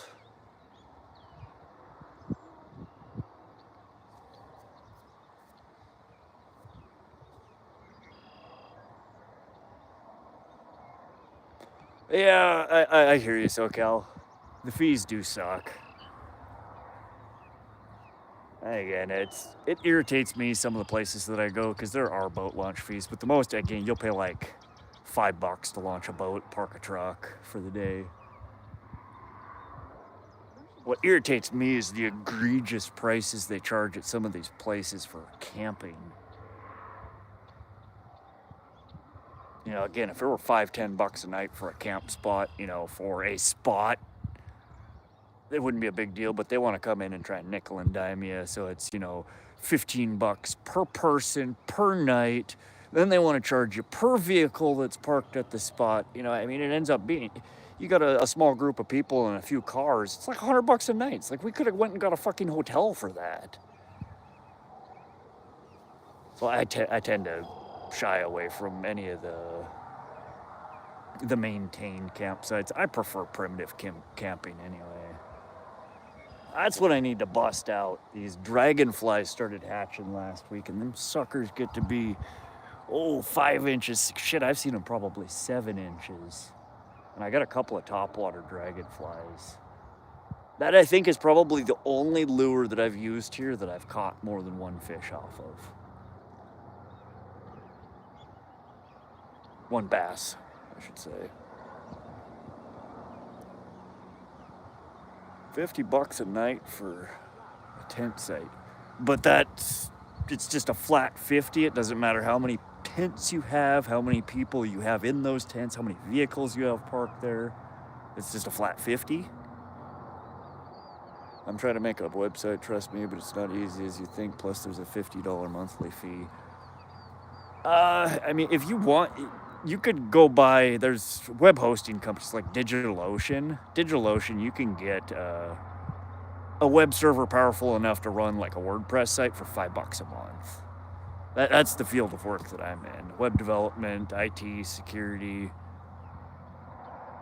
And I host half a dozen different of my own personal project websites, and I just throw them on $5 a month cheapo servers. None of them get enough traffic that I really need much more than that. Oh, we got some, you guys can see all the way over there, just the tail end. There's a herd of whitetails that are jumping through the bushes over there. Oh, damn bass are jumping. Sorry, I hit the button and the cam turned off. One tent, two vehicles. Okay.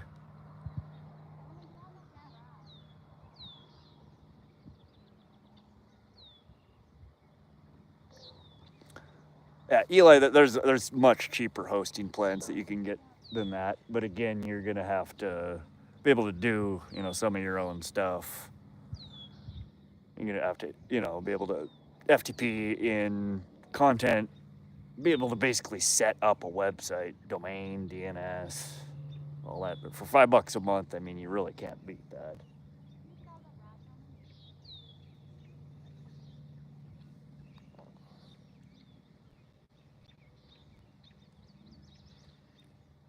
Oh, SoCal, you'd hate me. I should share my Ring camera with you. There's a herd that comes and feeds in my backyard every night.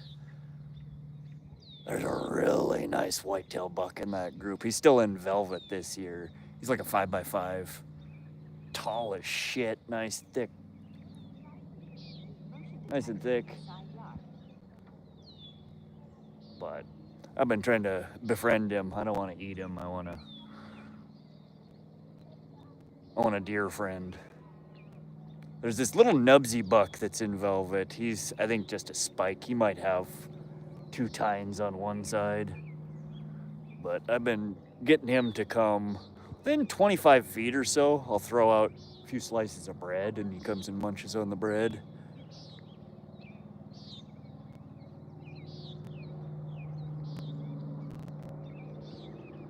But yeah, they're pretty funny. Can you feed them there? Yeah, I mean, it's on my property. I don't think they have... You're not supposed to. But yeah, I mean, it's my own property. I own a few acres. It's not like I'm baiting them, trying to hunt them. I think FWP would only care if, they found out that I was baiting the area and then trying to covertly sneak in there and kill them. Anonymous, welcome.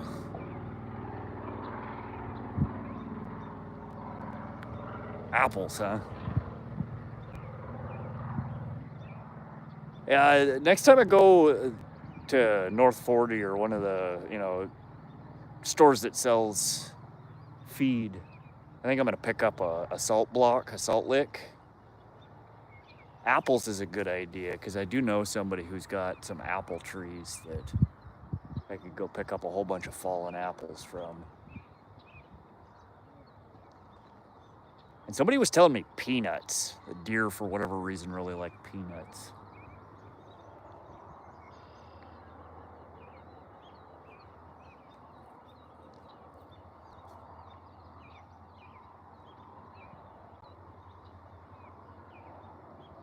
Oh, there's 2 of them. There's the CWD, the chronic wasting disease, and there's some other one that's going around too.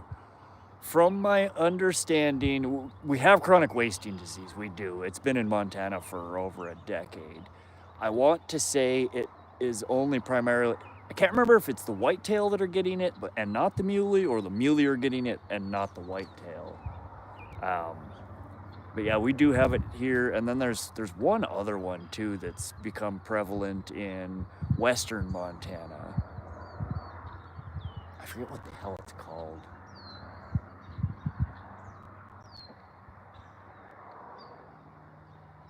Acorns and persimmons. I don't have any acorns, and I don't even know what the hell a persimmons is. I don't think I've ever eaten a persimmons. I've heard the word persimmons, obviously, but I don't think I've ever eaten one.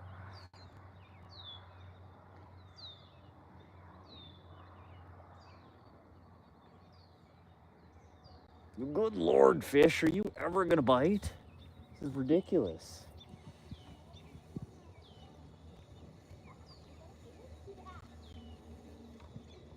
Makes me sad. This pond used to be really, really good.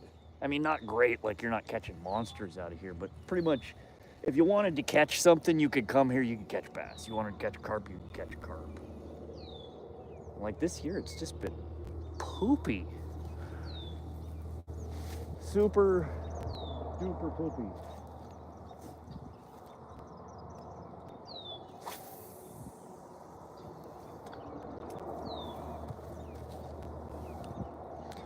Big Jimmy.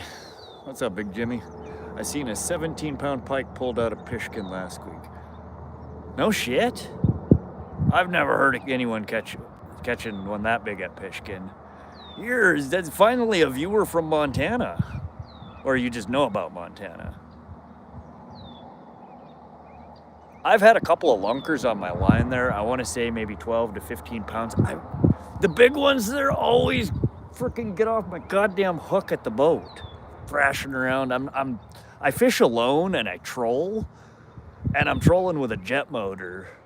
You know, my primary boat motor. So I'm cooking along. I kind of speed troll. I troll 2 to 3 plus miles an hour. And I generally don't throw her into neutral or shut the boat motor off when I hook something on the line. So I'm trying to one arm with the boat, you know, steer the boat, reel, grab my net, and it's chaotic. And I end up losing the big ones. 17 pounds, nice. Any idea which, I assume it's on the main side of the pond? Are they catching it shallows, trolling? Spill the deets, man. Because that's a fatty pike for Pishkin. That water body is absolutely full of pike. There's a lot of pike in there, but there aren't a lot of monsters in there. I think in the 10 years that I have fished that water body, I've seen one 40-plus incher come out of there. Most of them you catch there, 2-3 pounds. Every once in a while you'll get a 5-6 pounder. Every great once in a while, maybe a mid-30s inch 8-10 pounder. But it's almost unheard of to pull anything else out bigger than that. Where'd he go? Big Jimmy, you can't come in here and drop that on me and then not tell me about it. Come on now.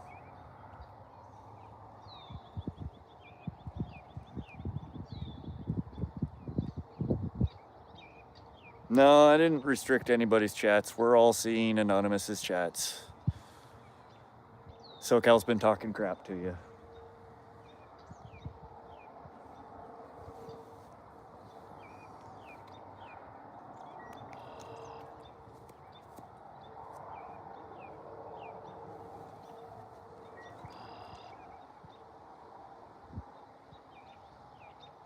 It's weird, SoCal, we have so many whitetail. Most people get a deer hunt. Wish you could come hunt here. Yeah, California would be rough for deer hunting. Not to mention, I can't imagine,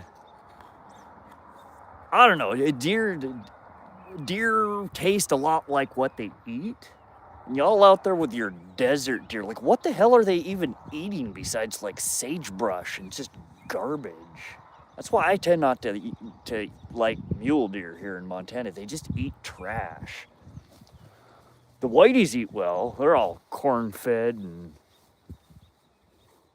they're pretty delicious. Other Big Jimmy is. It was on a Rapala X-Wrap, one of the real big sizes in perch pattern. Okay. Big lures get the big ones. I like daredevils for the hammer handles.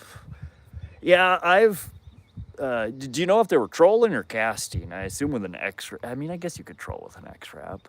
I assume they're casting in the shallows. The water's really high there right now, or at least I was there, I think, 2 weeks ago, and it was at peak height, so, you know, everywhere is flooded, and oftentimes when it gets flooded like that, those big ones crawl up into some of the back bays.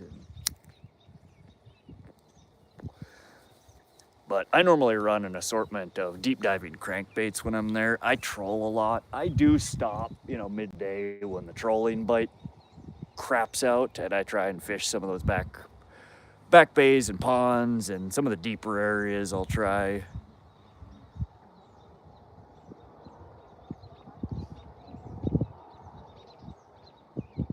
But I also do, I fish by myself, so I normally run one lure that I know is going to at least catch something, you know, like one of my little Bandit 100s or Bandit 200s or the Bandit 300s. They're just the stubby little, and you catch hammer handles on those all day long. And then I do normally on one side of the boat, I'll throw out one of my just redonkulous, you know, I have a couple of like 9-inch, 12-inch saltwater baits, you know, swim baits that have really neat articulation, hoping for the lunker, because that ultimately is what I'm after when I fish there. I've got trolling down there to where, you know, if they're on and they're biting, I can usually catch 15, 20 in a day, which I know I've heard a lot of people say, oh, that's not that many. I catch 50, 60, but I've never seen anybody catch 50 or 60 fucking pike there in a day. Not on one boat. Savage gear line, through trout lure. I have a handful of the Savage gear, like the 3D, like the really vivid ones. None of them are line through though. And in fact, I think the last Pishkin video that I posted from there, I caught little pike on 2 of the different Savage gear trout patterns. I was just back in the one little bay that's right by the canal that cuts across. So like before you cut across to the backside of the lake, if you keep going past there's like a pond back there, or a bay back there that gets to be 12, 15 foot. And I was trolling back there and caught a couple of them off the trout.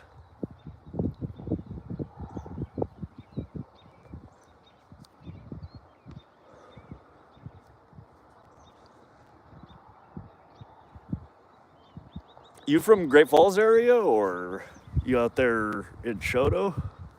Where about you at, Big Jimmy? You are, honestly, in all of the streams I've been doing for a couple of weeks, I don't think I've seen anybody else in my chat here from Montana. I'm getting people from all over the damn world. Nobody from Montana.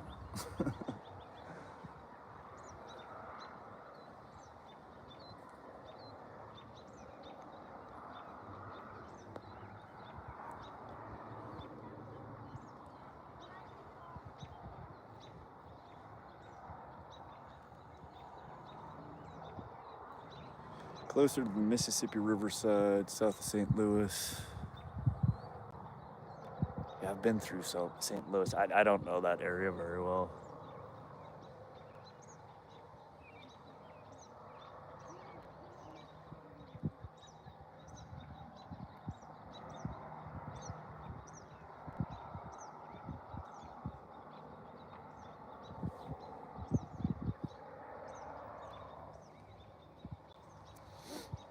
Now, Pishkin is where I think I might go there Saturday or Sunday. It really depends on the weather. I'm hoping. Oh, God damn it!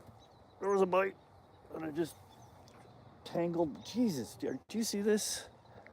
I'm literally, I yanked on the fucking pole and now I'm wearing my fishing pole like an evening gown. What is this? How does... See, this is shit that I would make a video out of. Like, how do you even do this? Is it Christmas time?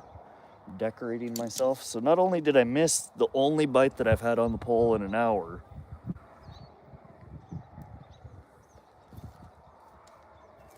I tangled myself in it. And holy crap, I literally yeeted the fucking bait out of the water. Now, that wasn't a shit show, I don't know what is. Good Lord.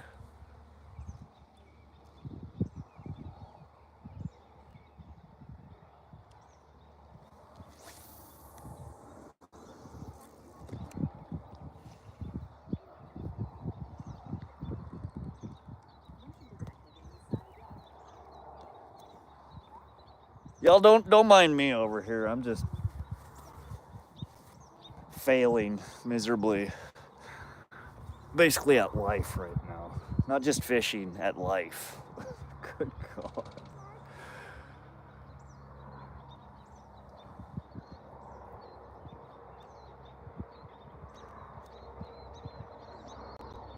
Oh man, I want to catch a 17-pounder. It's been 2 years since I caught my last 40-incher. And I am jonesing for a big pike. So bad.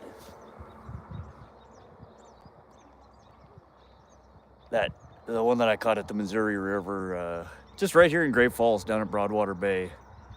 22 and a half pounds, 42 inches.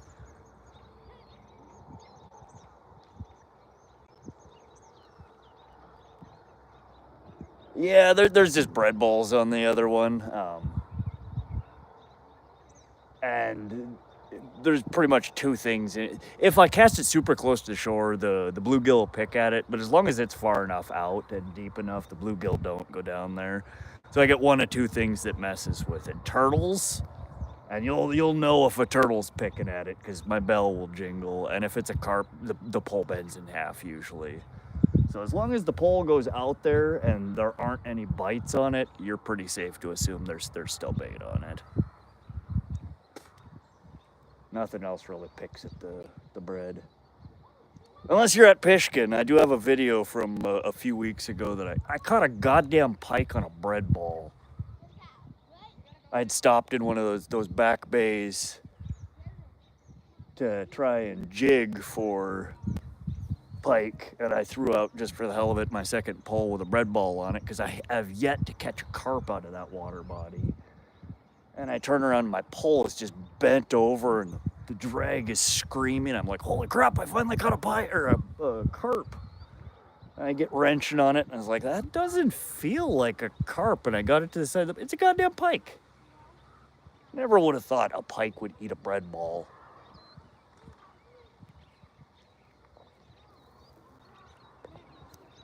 No, it's all good.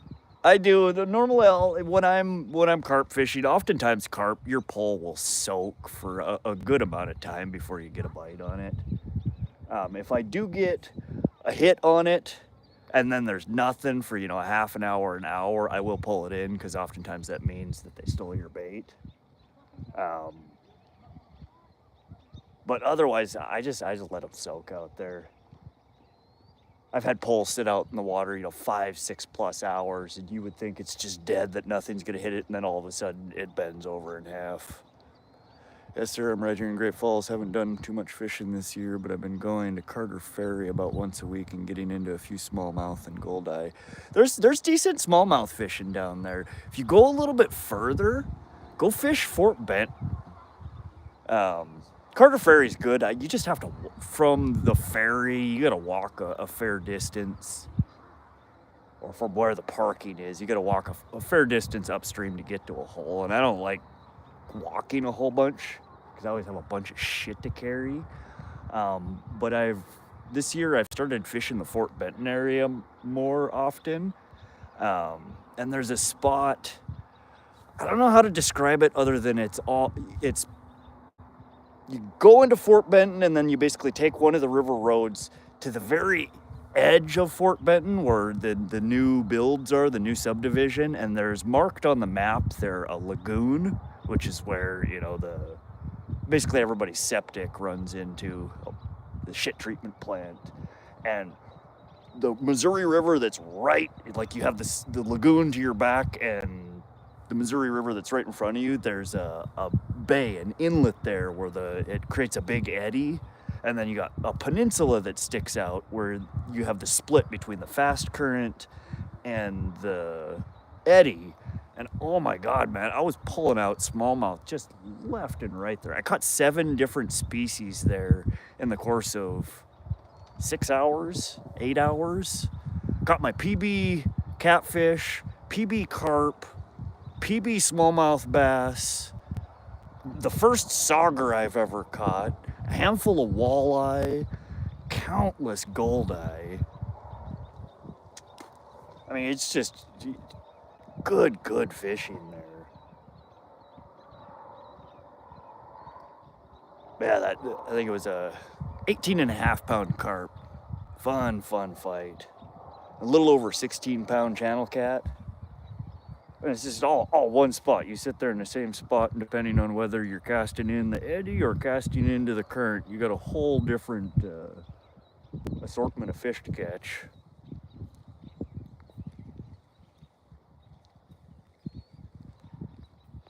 Howdy.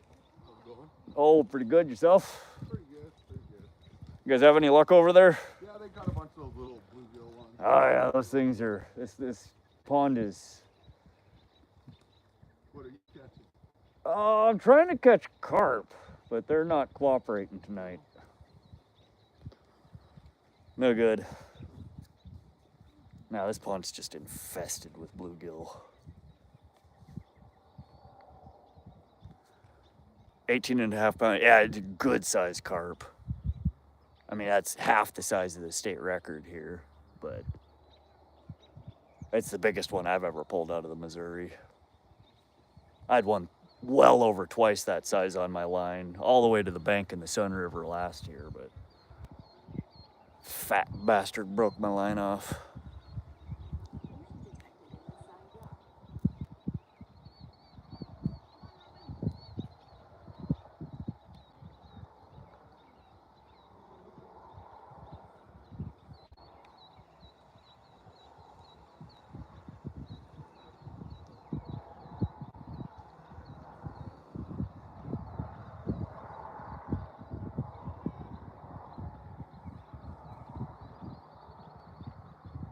You saw a giant carp that had to be at least 2 pounds? Okay, 20 pounds. I was gonna say, if you're impressed by a 2 pound carp, buddy, check my fish brain. It will blow your mind. Speaking of which, anybody else here use fish brain, or am I the only? Seems like nobody uses, like a lot of people around here use fish brain. I mentioned fish brain to people on YouTube and they're like, huh?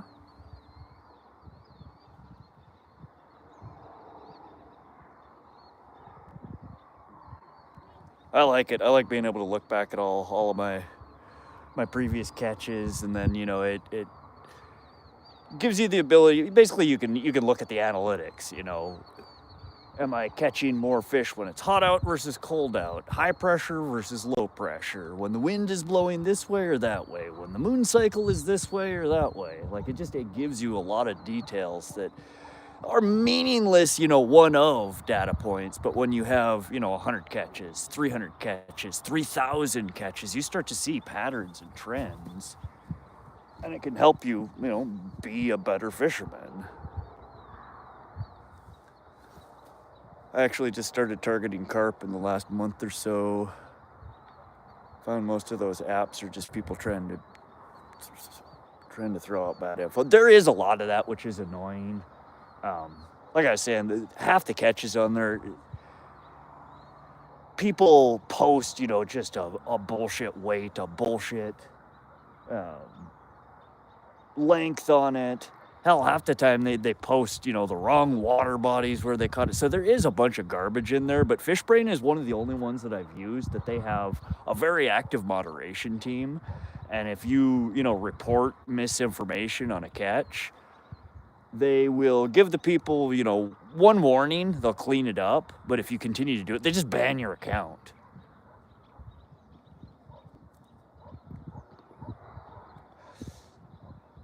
Anonymous Eli, SoCal's a good friend in here. He's an active watcher. He's got his own channel. He's a nice dude. Don't annoy him.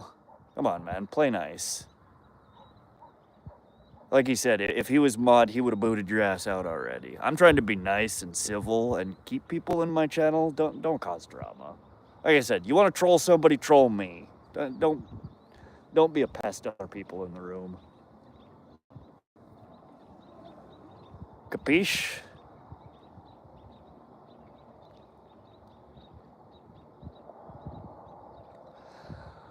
All right, I asked you to not. So, SoCal,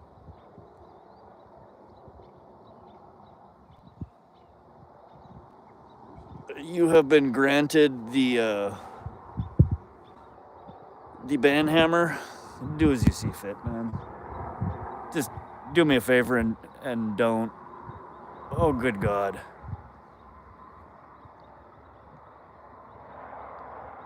I accidentally.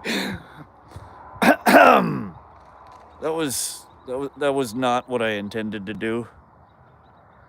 Just come on, man. I'm asking you nicely. Stop. Otherwise, yeah, Josie, I saw that. I got fat fingers over here, and they're halfway frozen at this point. Mosquitoes are in my face, and I accidentally modded the wrong person.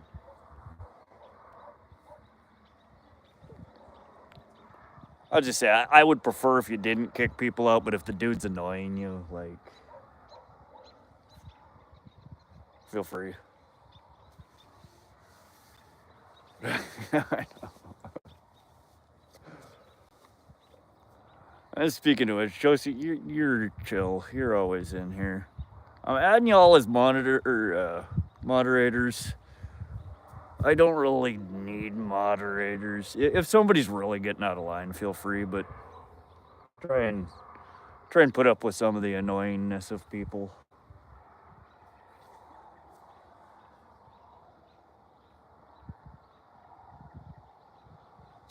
I'm just asking you to play nice. We got a chill group of people in here. We're trying to enjoy ourselves. And you seem nice. Just tone it down a notch, alright?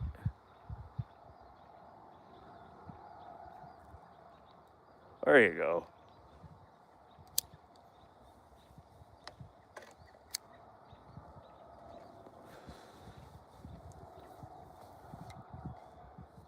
That's all I ask. Oh, come on.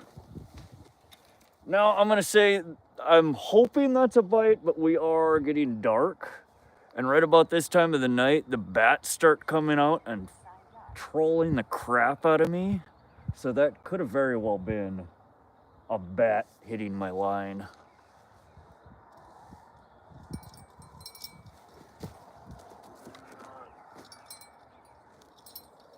I don't know.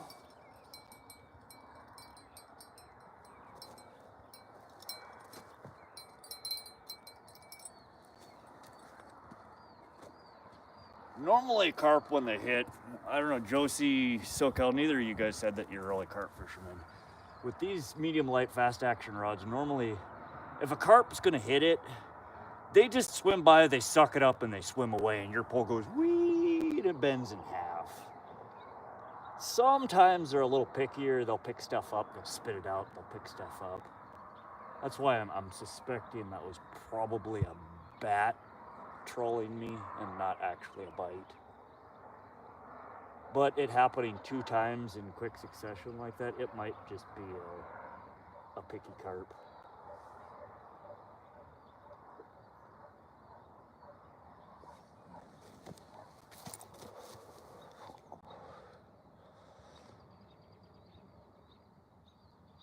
Oh yeah, I love it. Most people fish for carp, they're fishing, you know, medium heavy rods. Thick, heavy rods. Man, I have pulled in, I mean, I caught the 18.5 pounder on one of these little guys. Oh, that was a bite.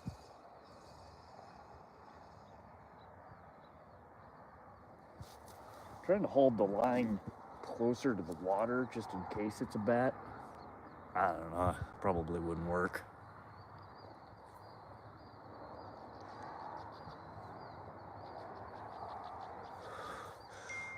Folding rod versus non-folding rod. What do you mean folding? You mean like a 2-part rod, a 3-part rod versus, you know, a solid single rod?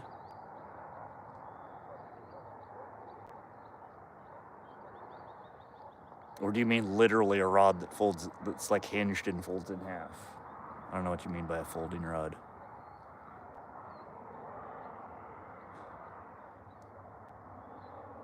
The 4-foot ultralight ugly sticks.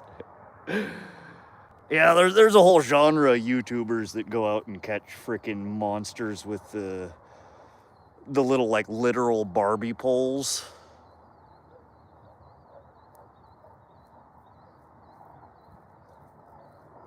I don't know, that seems a bit extreme to me.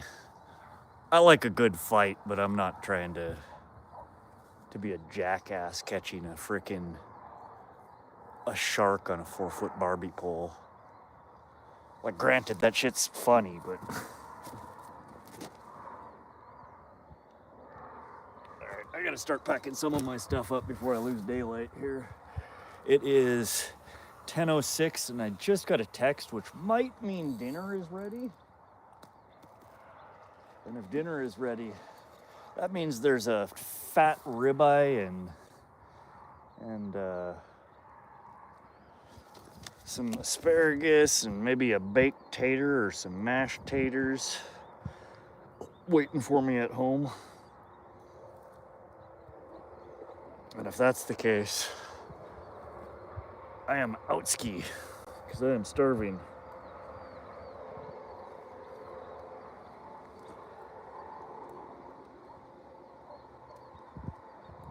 I meant like comes in 2 parts. Sorry, I wasn't sure what you call it. Told my dad I was gonna go to Walmart and buy him a Barbie rod. SoCal. I'm more educated in lures and spinners, that sort of stuff. Yeah, almost all of my poles, except for my catfish poles, I do have 2 catfish rigs that they're longer poles. They're like 9 foot, 8 foot something poles. And they're just redonkulous, too big to be 1-piece rods. But everything else that I buy, I try and buy 1-piece rods. I have a truck to transport stuff around, so it's not like I'm trying to cram stuff in my trunk or, you know, in the back of a car. And in the past, when I was younger, I used to fish with 2-piece rods all the time. And in fact, I had also purchased, it's like a 4 or 5-piece travel rod. I don't know, man. The quality control on multi-part rods is just shit in my experience. And there's nothing worse than casting your lure out and casting half your fucking pole with it. Like that, it annoyed me, and I had it happen so many times, I stopped buying them. Did you all see when I tied on an emu rig for him and he cut the line before he even casted yet? I was watching when you told him you were gonna put an emu rig on the line, and then I had work stuff come up and I had to step away. So now I missed that. How the hell did he manage to cut the line? What's he doing?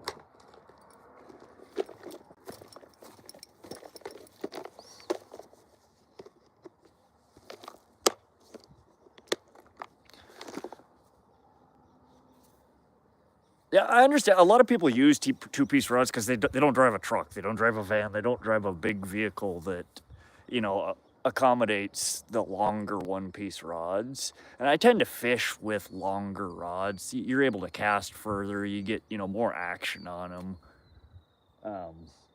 So, you know, when you got 7, 6, 8 foot, 9 foot rods, it gets to be tough to cart them around. But like my trolling rods, the planer board rods that I have, they're 9 foot something, but they're a 2-piece rod, but they don't actually come apart. One rod collapses into the bigger part of the rod, so it drops it down a little bit over a foot. So it makes it more manageable.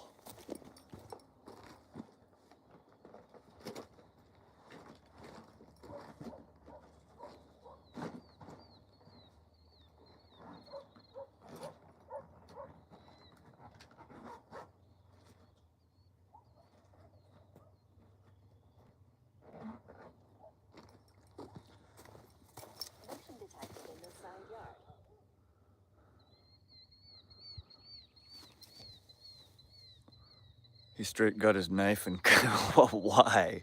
Did he think he was cutting something else? In one battle, my PB for a bass, my 2-piece rod was holding up. During the middle, it came apart. So now I'm reeling the big bass with like half a rod. Yeah, it's shit like that. It happens. It's not often that happens, but it happens enough that it's just so irritating. There's no reason. Just buy a 1-piece rod. You can fit the damn thing in your car, buy a 1-piece rod.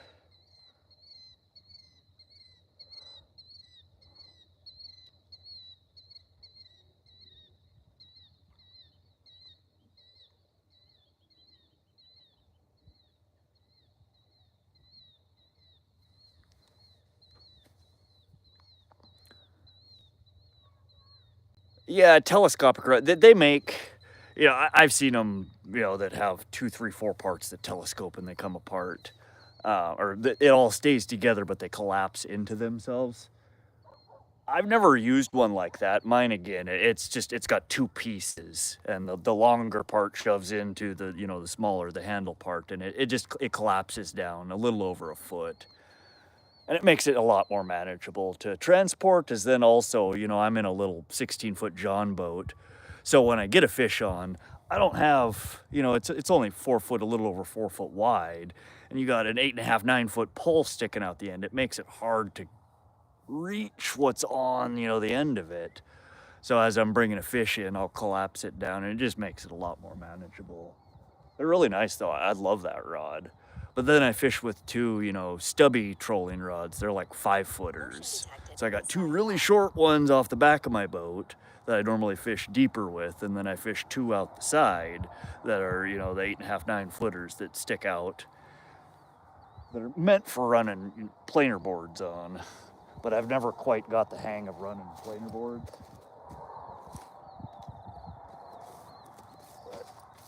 Let me see if dinner's ready here. Call Tia. Calling Tia Horton.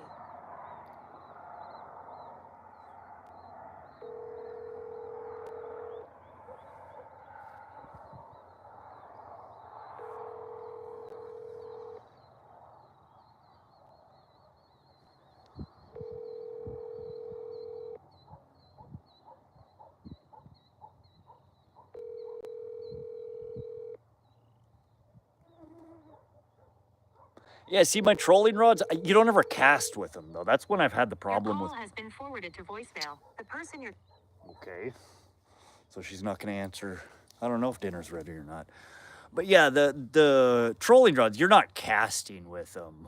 I mean, you open your spool and you're dropping the lure down. You know, you're letting it out 60 feet, 90 feet, 120 feet. So you never really run into the problems that you run into with a multi-part rod when you're trying to cast, because that's usually when I have the problem, is casting them. Eventually you launch that, you know, smaller part out into the lake, the river, and it's just annoying. But they're super handy for trolling. If I could find somewhere that gets good internet connectivity, I could show you my trolling rigs.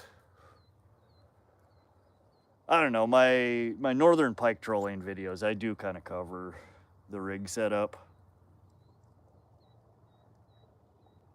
But so much, I find myself talking while I'm out, when I'm not on live and when I'm trying to record video. And then when I go to edit the video, I cut out 99% of me talking and trying to teach. So y'all never see those parts.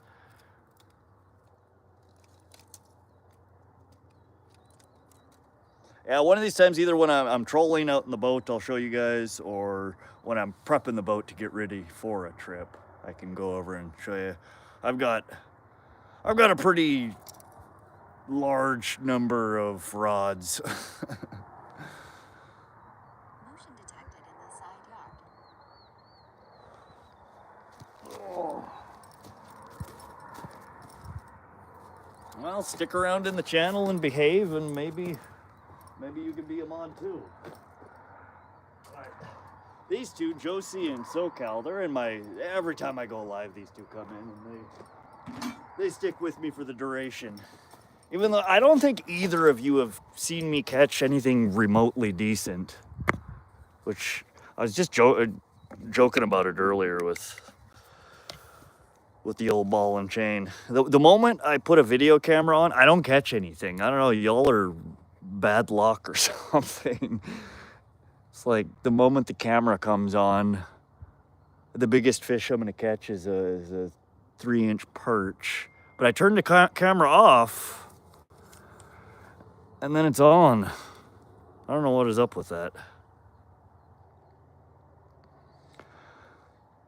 SoCal says, my trolling rods are 5 foot and spooled with 200-pound mono, but I'm trolling for tuna. Yeah, 5-footers though. You use stubby little rods for tuna trolling, huh?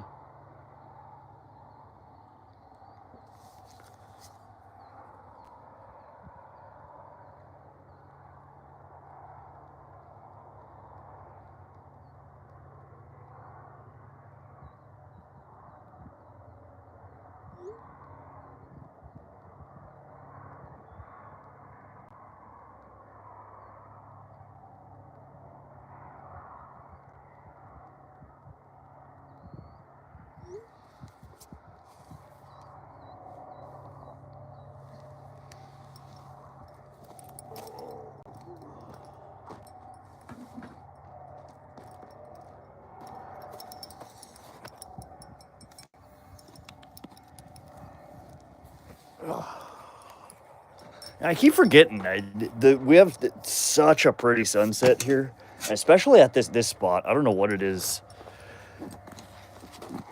We get a really gorgeous sunset here at this pond. And I keep telling myself that I'm going to turn the camera around one of these times I stream here and let you guys watch the sunset. And of course, I keep forgetting.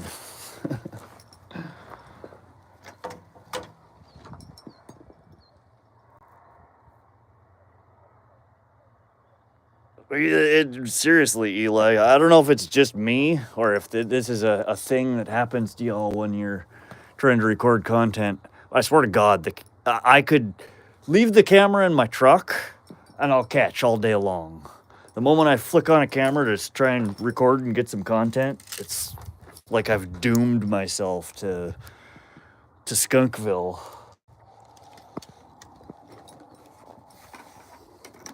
I don't know. Maybe I'm just paranoid. I think the fishing's just sucked lately. Seems like most of the people that I've been watching lately on YouTube are getting skunked. Except for those buttholes that run forward-facing sonar. Like, I am so tired of that shit. Like, at one point, I wanted one. Like, oh, that's so cool. Like, it'd make things so much easier. And then I watch all these channels, and they just... It's just fish after fish after fish after fish. And they're trying to teach people, like, this is, you know, you just use this rig and you'll catch all these things. It's like, no, butthole, it doesn't matter what you're throwing. You can see everything. I don't know. When I first saw it, it looked like an interesting tool that you could use to get better at fishing. And now I'm convinced that all these buttholes that use it and make content, if you were to take it away from them, they would all struggle. Just like the rest of us. They haven't figured out some secret sauce. they're just video game fishing. I don't know, maybe I'm just butthurt because I'm not catching all the fish that they are, but it just, is it just me? Or does forward-facing sonar irritate the rest of you guys? It just seems like it makes it too easy.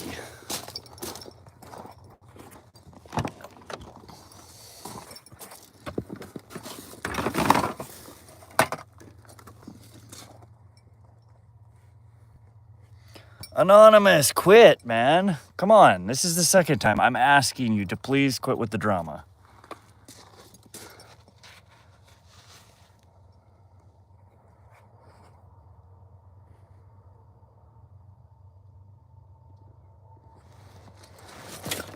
Just chill.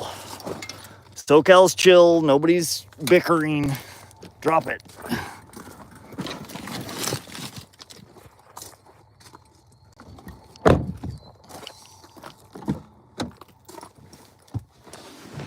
There's no need for that shit.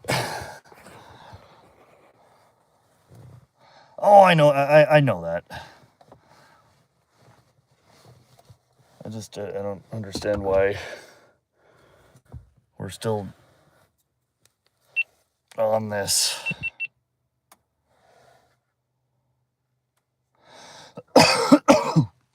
See, I think that's a little bit extreme. The sonar gives you a general idea of what is in the area, and you can get good at reading them, you know, to be able to tell what side of the boat stuff's on, what depth things are at, you know, to be able to distinguish weeds from fish. But, you know, there's a huge learning curve to that. I guarantee you 99% of the people who are running a fish finder with down scan and side scan have no idea what the hell they're looking at 99% of the time. They just don't. I mean, I've been running one for a couple of years now, a good quality one, and I still, half the time, it's like I have no idea how to interpret what I'm looking at. You know, I see fish on the finder. Half the time, I don't know what the hell side of the boat they're on. You know, I mean, I don't know how to dial it in so you can tell exactly what you're looking at. I'm learning. But it definitely, it's a tool. It gives you, you know, a helping hand. But it's not, the forward-facing sonar is like having a fucking video camera on the front of your boat. You can literally watch everything that's happening. The fish swimming by, your bait going down, them going after your bait, or them ignoring your bait. You know exactly how far away from them you are, where you need to cast. I mean, it's like the fish finder on crack. It's so unfair. I thought for a while I had heard that they were gonna start banning them from like the pro fishing tournaments, but apparently that doesn't seem like they did. All the big bass tournaments, all the catfish tournaments that I've watched, the muskie tournaments, all of it, they're still using forward-facing sonar.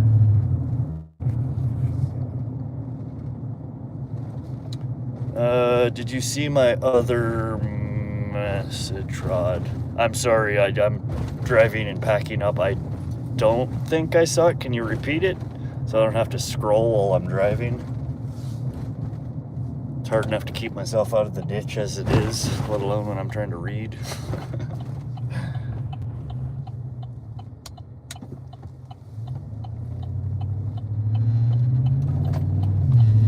I have one order that's supposed to be here sometime this week. Camera mount or a cell phone mount for my dash. I've been saying I'm gonna get one for like the last 2 years, and I finally ordered one. Yeah, even the kayak tournaments use the live scope. Yeah, man, the people, like, kayak fishermen confuse me. They're like, oh, I don't have enough money to buy a bass boat. It's like, okay, like, I get that. Go get your kayak. And then they get a kayak and they deck it out with like $15,000 worth of gear. It's like, you know what? You could have bought a bass boat for that. Not a top of the line one, but they put crazy shit on them little kayaks. love to catch a muskie someday. Still yet to get one. I've had 2 follows in my career from muskie. Yeah, I haven't. We don't have muskie here. We do have tiger muskie, which are a cross between northern pike as well as muskie. So it's a pike muskie cross, a tiger muskie. And we do have them in a handful of water bodies around here. In fact, at the pond that I was just fishing at, if you are willing to wade across the river that's right behind it and trek through a quarter mile of brush and weeds and trees and shit, there's a pond back there that they stock tiger muskie in, but nobody ever fishes it. It's just such a pain in the butt to get over there.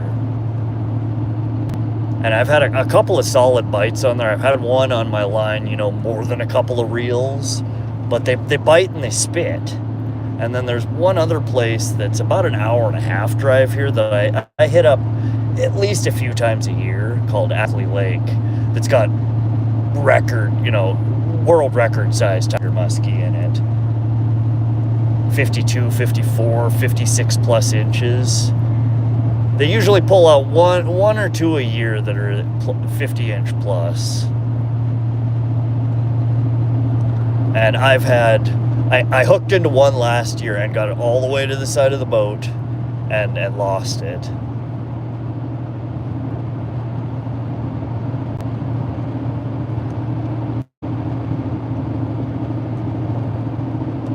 The Hobby Angler Pro kayak is $7,000.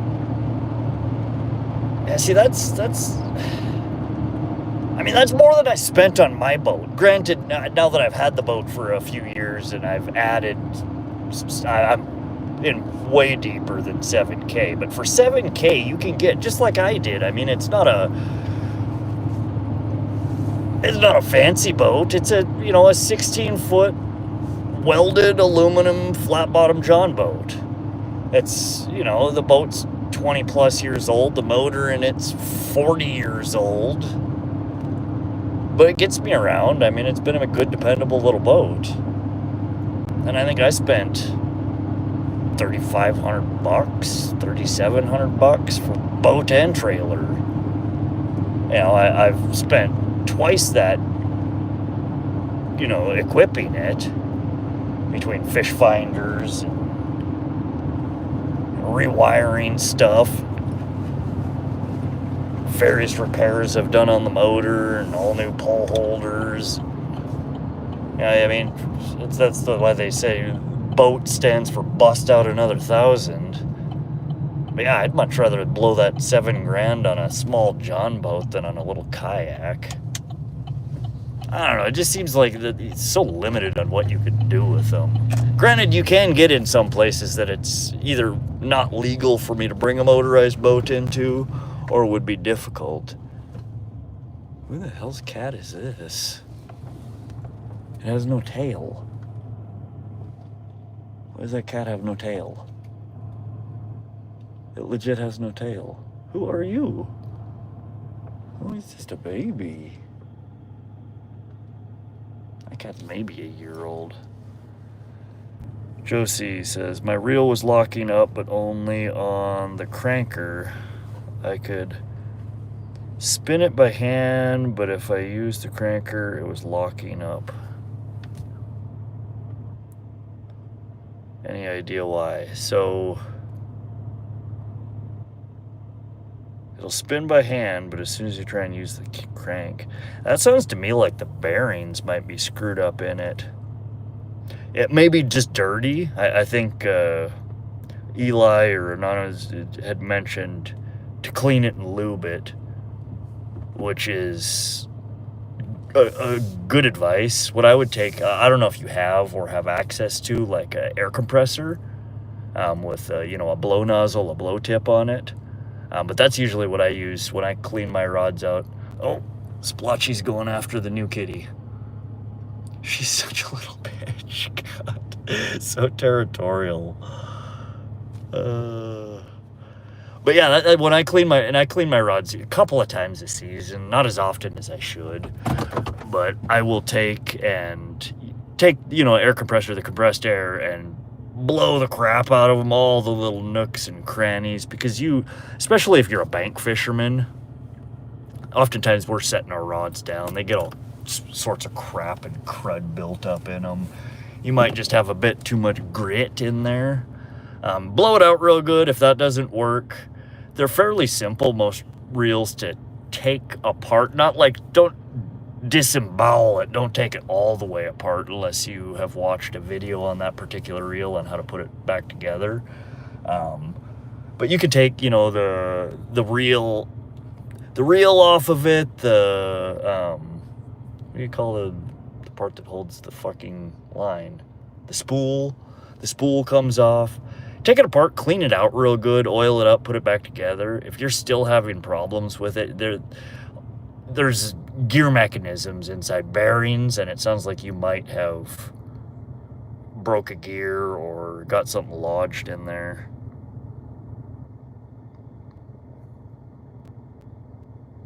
And SoCal may have better advice for you. After I hooked the big one today, it got real bad. Shimano Senna. I'm far behind in the chat here, sorry. Cheaper to get a new one from Bass Pro than fix it. You may be able to send it to Shimano Bow, though. Bankruptcy on a trailer. Yeah, people spend just obscene amounts of money on their little kayak setups. 10-year-old reel, yeah, I mean, it may have just given up the ghost. They do sell parts, you know, a lot of that stuff can be fixed, but SoCal's probably right. If you're running a 10-year-old rod and it's throwing a fit like that, it may not be worth the hassle to try and fix it. I'd probably try and give it a clean, but it sounds like you might have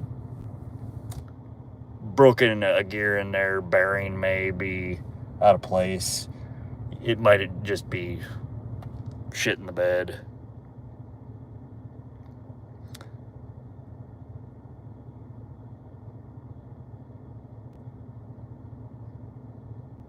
Yeah, see, I have a handful of, you know, expensive, nice reels. I've never been impressed with any of them. I mean, they're nice. But I started fishing last year, and I have them on a whole bunch of my rods now. This cheapo brand from Amazon, Piscafun. And you've probably heard it. They make all sorts of products. They make rods, they make reels, they make a bunch of tackle tools. But they have their Carbon X2 series of spin cast rods or reels. They're dirt cheap. They're like $50-$60, and they are some of the smoothest, nicest reels I have ever used. I mean, I will throw that $60 reel all day long compared to my, you know, $200 reel that I have on my bigger rods. It feels nicer. I cast further. They're just cheapo little rods, but they make really quality, or cheapo little reels, but they make really quality reels. I don't know about longevity of them, but again, at $60 a pop, I mean, if you get a couple years of use out of that, money well spent.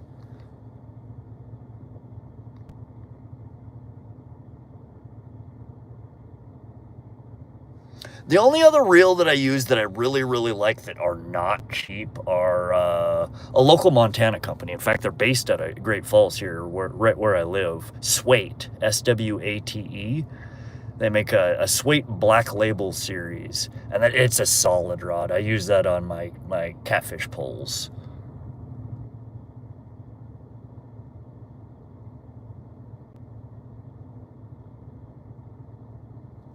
Yeah, see, I spend about $100 on my, like the rod that I was just using. I have 4 of them like that, and it's about $100 for the reel and the rod combo, and I use them for damn near anything. The only thing I really don't use those rods for, I mean, I catch pike with them all the time, but you can't use them to be throwing out, you know, those 2-ounce, 5-ounce, plus the heavy swim baits, the heavy lures. you'll snap your rod in half. They're meant for lightweight action, but you can get away with throwing some pretty heavy shit with them too. I'm a tightwad. We live paycheck to paycheck around here, so I don't have nothing fancy, but it catches fish, and that's all that matters. Yeah, that's why people always ask me, what's the best rod and reel to use for this or that? And it's like, man, the best rod and reel to use is the one you have. If you got a good working rod and reel, yes, you could get a specialized rod and reel for one specific purpose, but just get yourself a good all-around rod and reel, and you can use it for damn near anything. Daiwa Crossfire, huh?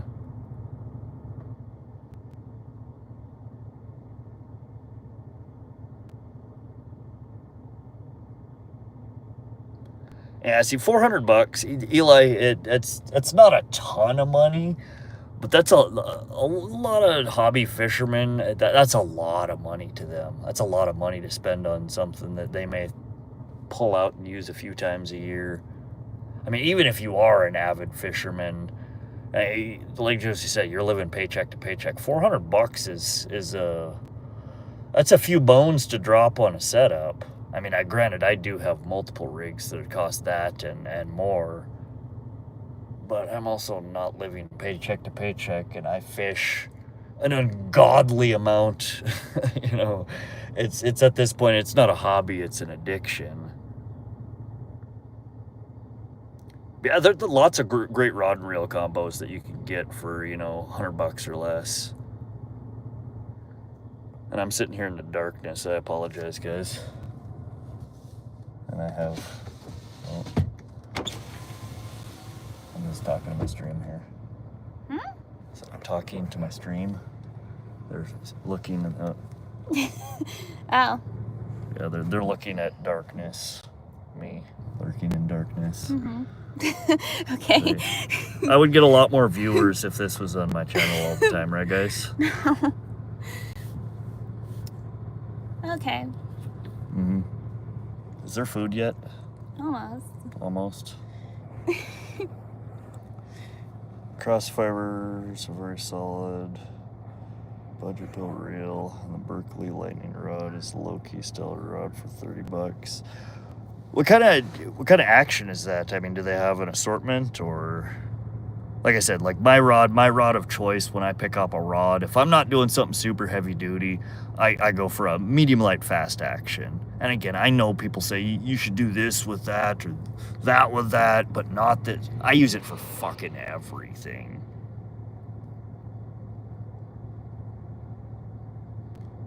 Well, then that makes sense, Eli. I mean, if you're fishing that often and you got the cash to blow, by all means, get yourself a nice rig that's going to have some longevity to it. Again, the rig that I'm fishing right now, for as much as I fish, I honestly, I feel like buying a rod that may last, 2-3 years, a reel that may last 2-3 years, and then shit canning it and buying a new one is better for me than going out and buying a really nice rod and reel. I mean, I abuse them. I bank fish a lot. They get dirty. I don't ever use, reel covers or the rod covers, rod condoms. I don't like busting out the more expensive ones because I feel like I'm abusing them.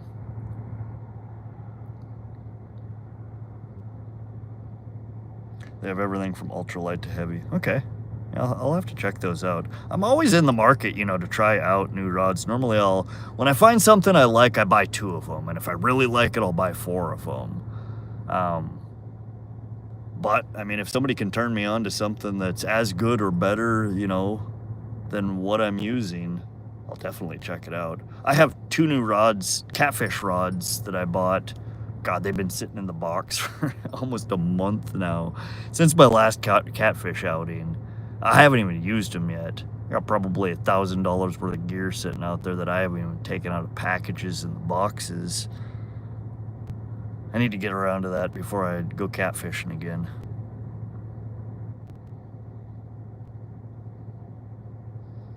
Eli says, I remember once my ma called the cops because she thought I was missing, but I was just fishing and forgot to communicate. Yeah, I've seen that happen a few times.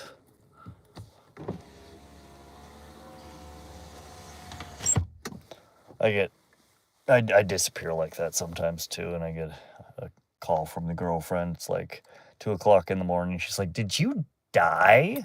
I'm like, I don't think so. Pretty sure I'm still alive. I'm fishing. What are you doing fishing? It's the middle of the night. Have you ever heard of night fishing? I think mine's medium heavy. I don't know. I have a couple of medium heavies too. Again, I bust out the heavier rods when I'm pike fishing or muskie fishing, when I'm throwing, heavier lures. I find that these medium light fast action pulls, I can throw, damn near 3/4 ounce, 1 ounce rigs and lures. Anything bigger than an ounce gets to be a little bit iffy. But how often are you really throwing 1 ounce plus rigs out there?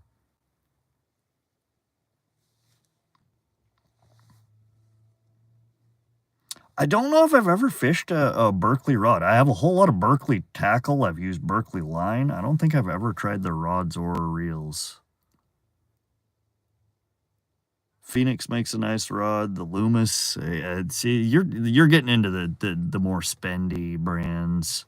You're buying a brand name at that point, not necessarily a great rod. I have a bait casting rod laying around. Wish I could give it to you, Josie. Good condition, fully spooled, just laying on my desk. Yeah, I've thought about that. I think when my channel grows a bit more and I have, a lot of activity in here, I'll start doing some giveaways. Because there are a lot of people that, they would fish if they could get a fishing rod in their hands. And I understand that. A lot of people money's tight these days for so many people. I'd love to be able to help people out like that.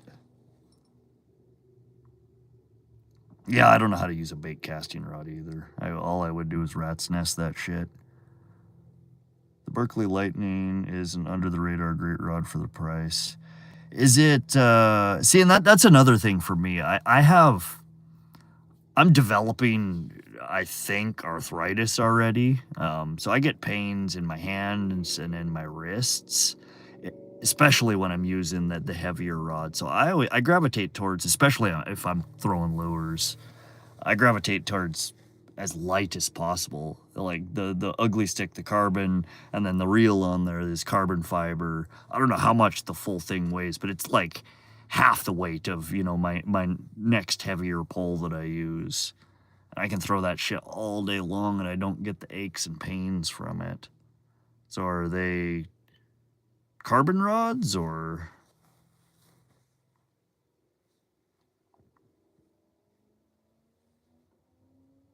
No, see, Josie, I'm a left-hand crank.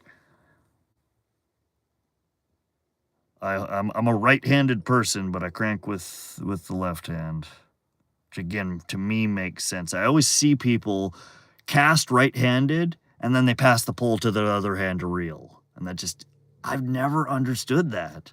Or these days I see a lot of people holding their reels upside down so they can crank it with their preferred hand. I always feel bad asking them to do you realize you're holding that backwards? I always feel like a jackass. They gotta know, right?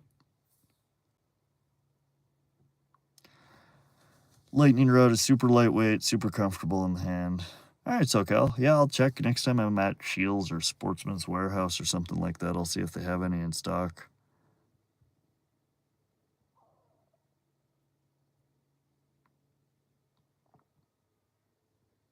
Yeah, Eli, the weight of a rig can have a huge impact like that. Like I said, ever since I switched to this, I never realized how comfortable a rod could be. It's super lightweight. And, really, that's it. It's light. Great action. Super smooth. I love seeing the tourists on the tuna boats using a bait caster rental.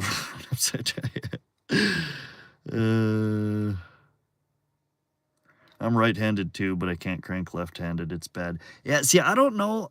I don't know if that, to me, a right-handed person would use a left-handed crank. That should be the default, the norm.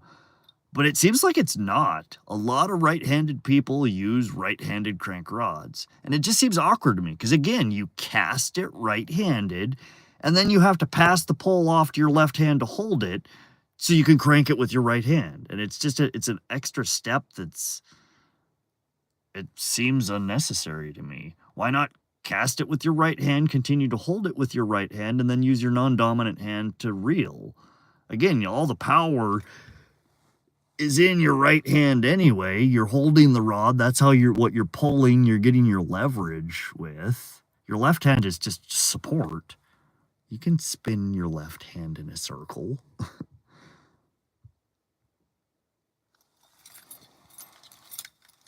God, I don't remember the last time I actually went in a Walmart. I hate Walmart.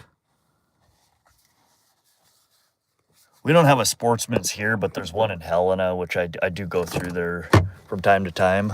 And I always love to stop at Sportsman's. It's one of the places I order the bulk of my tackle from when I'm ordering online.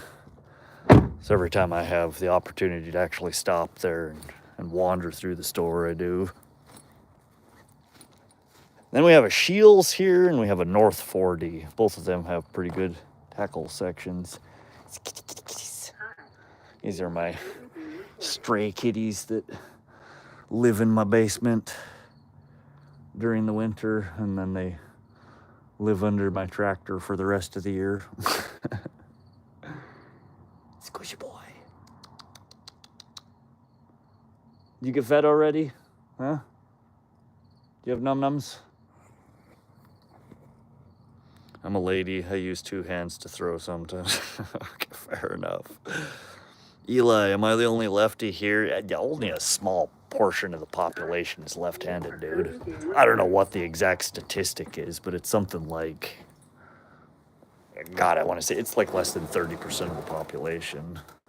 Most people are righties. I wish my mom liked to fish. She thinks it's nasty that I keep bait in the fridge. Yeah, I would never be able to get my mom to go fishing. She loves fish, though. I mean, most of the fish I keep throughout the year, I keep to give to her. I keep her freezer stocked with fish. She loves fish. I enjoy fish, but to me, I eat it, maybe once a month I'll have a fish meal. I don't eat fish all the time.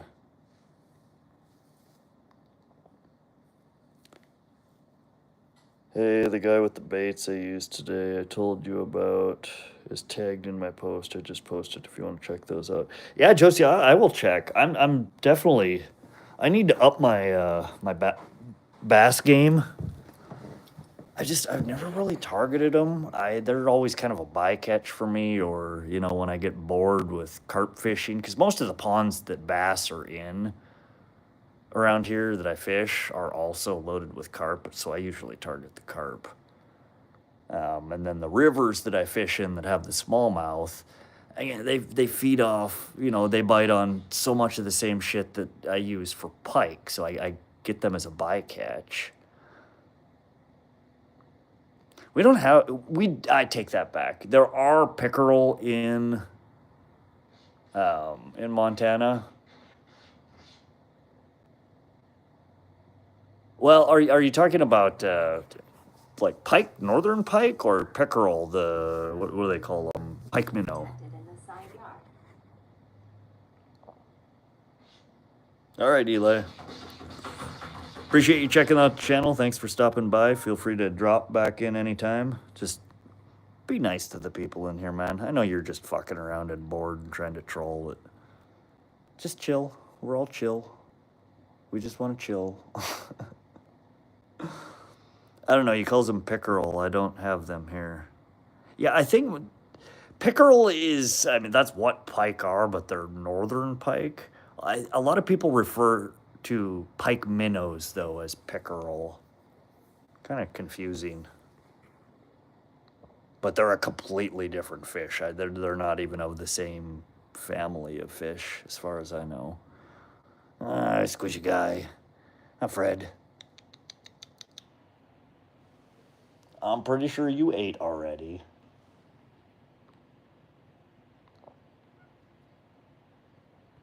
Anyways, God, I can't believe it's still got 6 people in here. I ain't even fishing anymore. What are y'all doing? I don't know. I need to put a poll up, though. I'm curious what kind of content you guys would enjoy more. Sounds like a lot of people don't have good trout fishing where they're at. And I've had a lot of people mention that in my channel and a lot of the other channels that I've watched recently. So I'm wondering if maybe you guys would like a trout trolling content. Or if I should go back and bank fish, get some more catfish. Or if you guys would prefer seeing pike. I suck at catching walleye, but we have world-class walleye fishing around here as well. Okay, SoCal, yeah, I'd love it. If you make a short on it, I'll definitely check it out. You love watching people catch things we don't have there. Well, you got a lot of shit there, man. You're right next to the... You have more things to catch there than I do and half the people that fish. You're lucky. You got inland waters to fish and you're right on the ocean. But I guess I get too, there are certain things that you just don't have there. I don't know. I'm just trying to think. I mean, I oftentimes will gravitate between pike and carp. Every once in a while, I'll throw something else in there like catfishing or sturgeon fishing. But those are the two that I have enjoyed the most. But I'm down for anything. I love to fish, and I definitely love catching new things. That's something that I want to do. Probably won't have time to do it this year, but I want to start traveling to different water bodies in Montana that have fish I've never caught before. I want to complete, I'm probably never going to be able to catch every species that exists in Montana, but I'd love to definitely cross some of them off that I know are fairly easy to target here. Yeah, but you can, like you were doing the other day. I mean, you're bay fishing. You can do that. Like when I was down in Florida, again, we were on the Gulf side of Florida when I fished there, so you don't really have the waves and shit to deal with. I mean, you have the tide coming in and out. I had a blast. I mean, you never knew what the hell you were going to pull up on your pole. I was there, I think, for 3 months, and we spent much of that time fishing. Every time we went fishing, I would catch something new. Half the time, I didn't even know what the hell it was. We'd get into arguments on who's taking the weird, scary, barking catfish off the line. Who's going to touch the blowfish? Like, I don't want to touch that. How do you get a hook out of a blowfish? Who's going to take the hook out of the 4-foot stingray that we just drug over the side of the bridge? It's just insane fishing.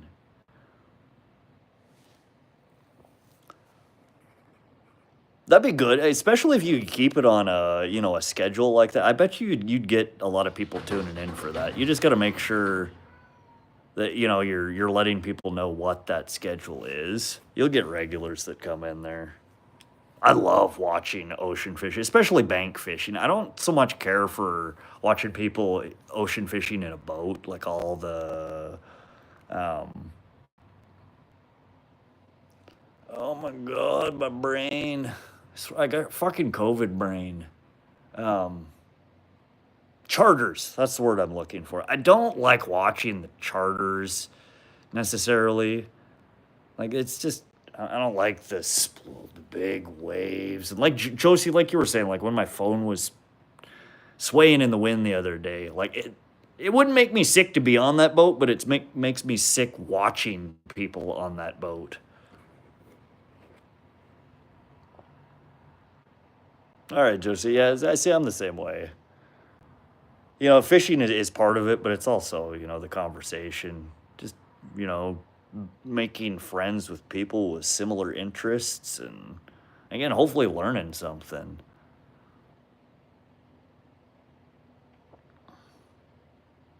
Every once in a while, I'll watch, you know, like the tuna TV series, because it's crazy watching them haul them big bastards in. But again, a little bit of it goes a long ways. I would not watch that content every day. I mean, you see them catch one or two of them, yeah, that's enough.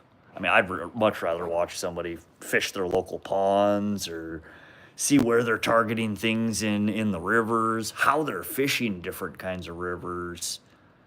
You know, that's a big thing for me. So, like, the other day, I was driving around looking for spots that I could potentially stream from.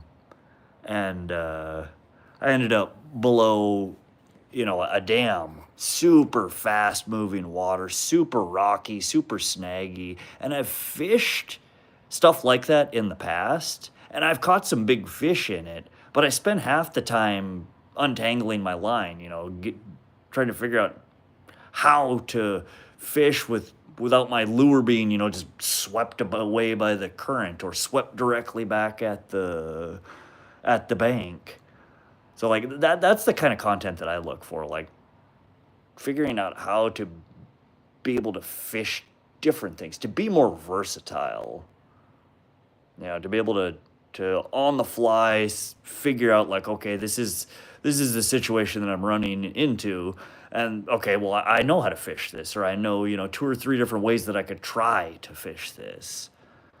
But yeah, I tried to fish it for, you know, a couple hours, and I wasn't successful. And it's just because it's a type of water condition that I've not had a lot of experience fishing in. BB fishing. That name sounds really, really familiar. Oh yeah, just that's important because a lot of people are very condescending. Like, oh well, you don't know. It's like, no, I don't. I've never done it before, or I've never been good at it. You know, otherwise I wouldn't have asked.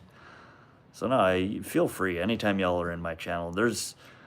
I'm not gonna tell you there's no such thing as a dumb question, because we all know there's dumb questions. But as long as you're sincere and actually trying to learn something, ask.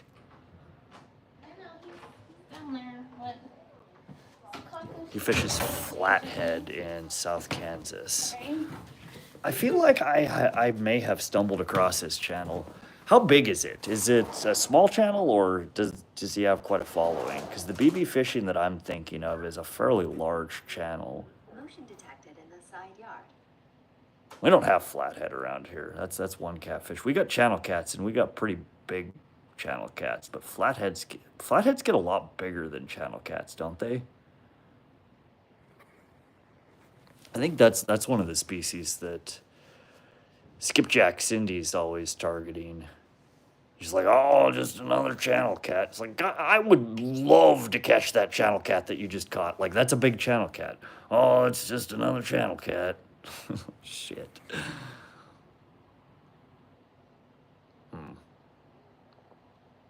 Yeah, see, we have channel here. I don't think we have. I always called the channel cats that we have here blue channel cats. That's what I grew up. Everybody called them blue channel. And it's honestly just within the last couple of years that I realized that channel cat and blue cat or blue cat, that there is no such thing as a blue channel. There are channel cats that have a blue color, which a lot of them, we range anywhere from the blues to the grays here with our channels. But there's no such thing as a blue channel cat. I don't know for sure I have them all, but I don't go catfishing really. Catfishing is fun. They're actually really good to eat too. There's 2 fish that when I catch it, it's always a question in the back of my mind. Am I going to keep this and eat it, or am I going to throw it back? And it's between channel cat and pike. Pretty much everything else I catch is immediately back in the water. Every great once in a while, I'll keep a walleye. Walleye's decent, but I don't catch them enough, and usually the ones that I catch are, I mean, I might as well be fishing for perch. These are grayish green. That's another thing I find interesting. You got the same species of fish, but they call them strains. So you got 10 different rainbow trout all set next to each other, and they all have uniquely distinct features. They're all basically different fish, but it's all still rainbow. They're just different strains of rainbow. And catfish, I would imagine, most fish are I would assume, like that.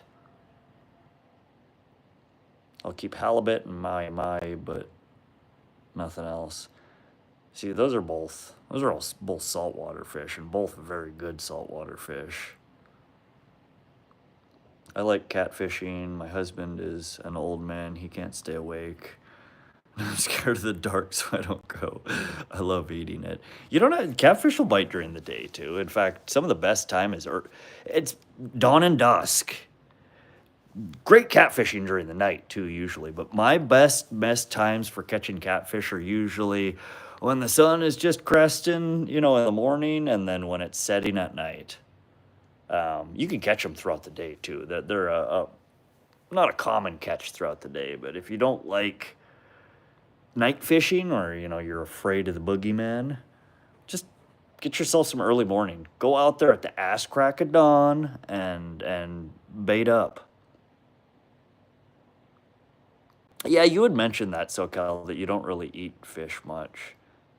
And I'm not a huge fish eater. I do like good fish, though. Pike, if cleaned properly, and if you're not trying to eat grandma and grandpa, are really good. I love sushi too. You probably don't like sushi. Before I moved to California, I'd never really eaten good sushi, and I got spoiled living there for over a decade. California has some really, really good sushi, so I do love sushi. But yeah, as for freshwater fish that I catch, it's between pike and catfish that I normally keep. I will still keep an occasional trout. My mom loves to eat trout, and a buddy of mine likes to smoke trout. Motion detected on the side yard. Are we eating anytime this century? Okay, then. Sorry. I'm starving. I'm just waiting for dinner. She's cooking ribeyes, and it just makes my mouth water thinking about it. Sushi is raw. I won't try it because it's raw. Forget that it's raw. We eat all sorts of raw. You don't need to eat cooked meat. The only reason that we cook fish is to get rid of parasites. And you don't need to do that with sushi because they flash freeze it, which kills any parasites that are in it. If you can... See, you're not on the coast. That's the problem. The best sushi, the only real good sushi is sushi that's typically served on the coast. If you live in a coastal city or within a fairly decent close proximity to the ocean, you get really, really fresh seafood. I don't like most inland places that I've eaten sushi at are terrible. But yeah, just put it out of your mind that it's raw. We eat all sorts of raw things. Raw doesn't mean it's bad. And again, it's not like you take a fish and you're taking a honking bite out of it. It's just a little slender piece of sushi, which is sashimi, on top of a ball of rice or on top of, a wrap. Super, super good.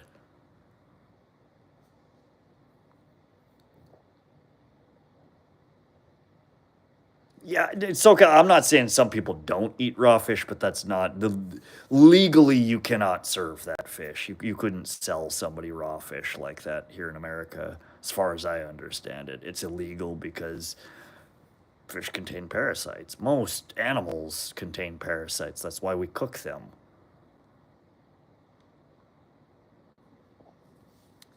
But no, that's you're gambling every time you do that. I mean, I'm sure you've heard of people, we're at a party, we're drunk, somebody swallow the fucking goldfish, or, somebody eat that snail. Like, y'all never heard of, brain-eating amoebas and scary-ass parasites like that? Don't do that. Don't eat the goldfish. Don't slurp the snail down that's been hanging out in your fish tank. You will regret it.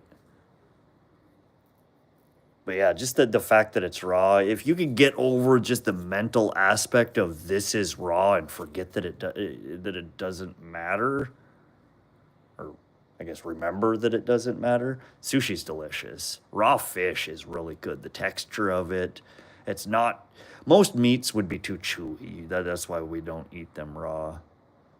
Fish, I mean, it's mush. You know, there's nothing to it. You cook everything well done. That's murder. Don't do that. Don't ever cook a steak well done. Wild game, you feel free to cook to well done, but most good quality meat you're getting these days, you don't need to cook it to be well done. I mean, I'm not saying don't eat it if it's still mooing, you know. I mean, if it's purple, don't eat it. Cook it till it's at least pink, but a medium rare steak is perfect. I don't know why anybody would ever cook it any other way. No fats that need to be broken down in fish. Yeah, and that's another reason too that we cook beef and pork and things like that. It's too stringy, it's too fatty. It's not pleasant to eat in raw form. Fish, though, I mean, again, if you can get over the fact that, oh my God, this is raw, like, it's delicious. And again, it's not like you're just eating a plain hunk of fish. You're eating it, you know, with a seaweed wrap. Oftentimes there's rice, there's, you know, cucumbers. There's all sorts of shit they put in the sushi rolls. Anything over rare steak is burnt. See, I'm with you, SoCal. I agree. Like I said, I don't like it when it's like super raw. Like my grandma always used to cook prime rib, you know, for holidays. And she always ended up undercooking it, and you'd go to, you know, slice her out, and there's like purple spots, and it's just like, this is raw. I'm like, I'll still eat it sometimes. I mean, I'm not grossed out by it, but it's much better when it's medium rare. If it has pink, I won't eat it. Have you ever tried to eat the pink meat? Or is it just bug you so much that you won't even try it?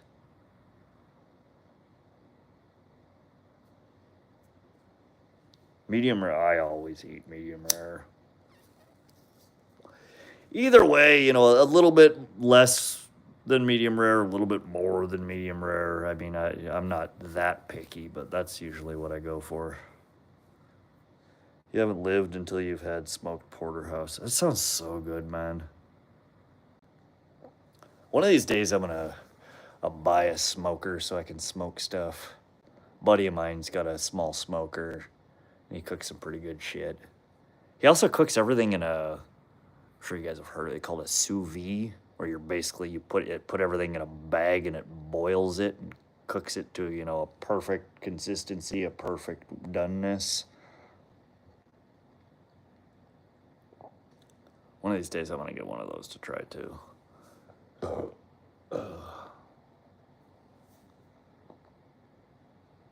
Porterhouse is a good cut. I don't think I've ever had smoked porterhouse, but it's a good cut of meat. I always go for ribeyes though. Pit Boss XL. Is that a sous vide or is that a smoker? That sounds like a smoker.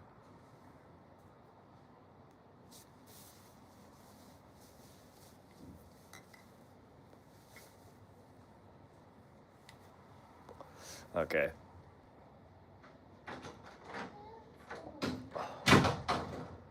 Yeah, I would love to get one. Smoked fish, I love smoked fish. I would love to smoke, you know, some ribs. One of these days, I'm gonna get an elk tag and go get an elk. I need to buy a couple of freezers first, but I would love to smoke some elk meat too. And they actually have a bison farm right down the road from us here. And I think they sell like quarters of bison. I would love to pick one of those up. I don't know if you guys have ever eaten bison. Really, really good. Like $500, but it pays for itself in the end. Yeah, I am you're preaching to the choir there, man. I spend countless thousands of dollars on tools and stuff. And I believe that even if it's expensive, if it makes your life easier and it's something you're going to use more than once, buy it. Spend the money, invest. A bison brisket on order, actually. Oh, yeah? Hey, buddy. I got skunked. I caught no fish. You're the only person who caught fish today.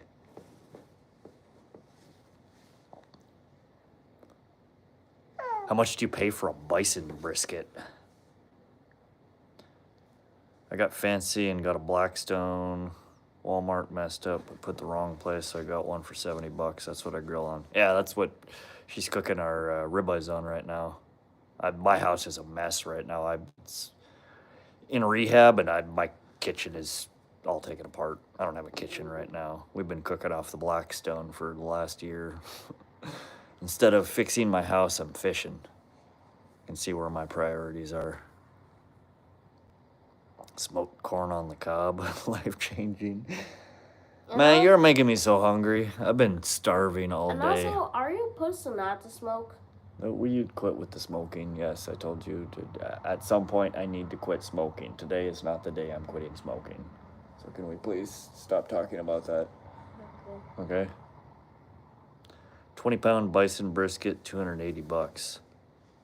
Dude, that's cheap.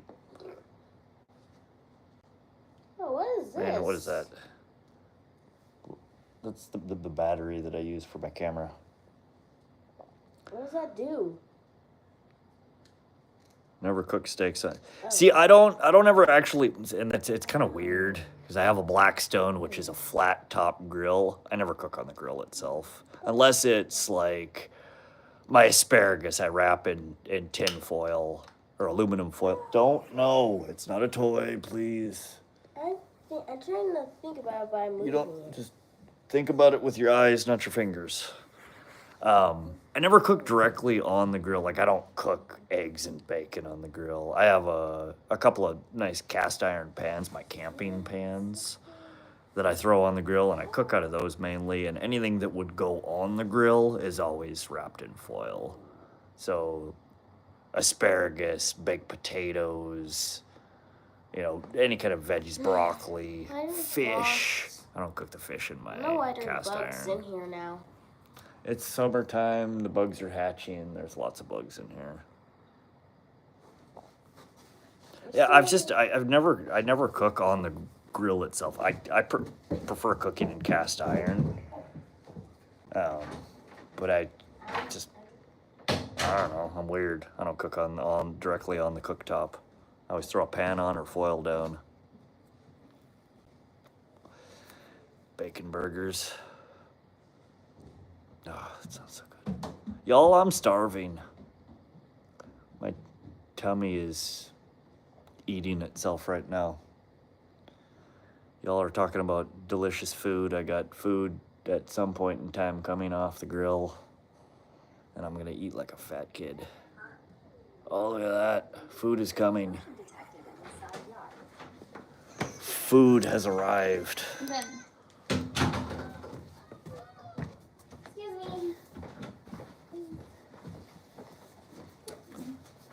God, that's something I haven't cooked in a while. I haven't made a homemade burger in a long time. I should. But yeah, bison meat, delicious. My favorite meat, all-time meat, is elk. I don't know if you all have ever eaten wild elk.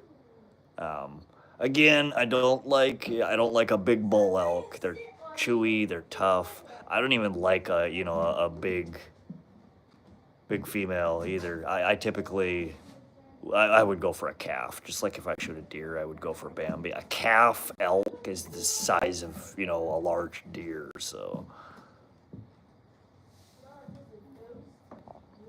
One of these days I really should. Because I do love meats, and I love smoked meats. And it sounds like I never even thought about that. Smoked corn, smoked veggies.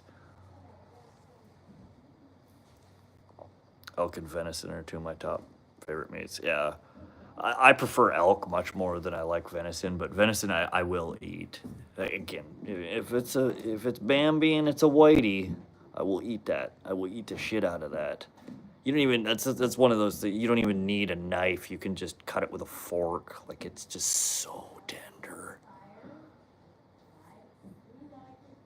You ever eaten antelope? That is one of my least favorite. Ugh. People eat antelope here. I used to work at a wild game processing plant, and I have nightmares from working at that place. Antelope are so stinky and gross. Cool looking animal, they really are, and we have a ton of them around here. Worst damn thing I've ever put in my mouth, though.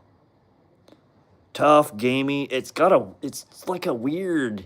You know how like when meat starts to spoil, it's got like that sickeningly sweet smell, like just as it's crossing the edge of going bad, and then it just stinks. But just that sweet smell, antelope tastes like that, and it gags me.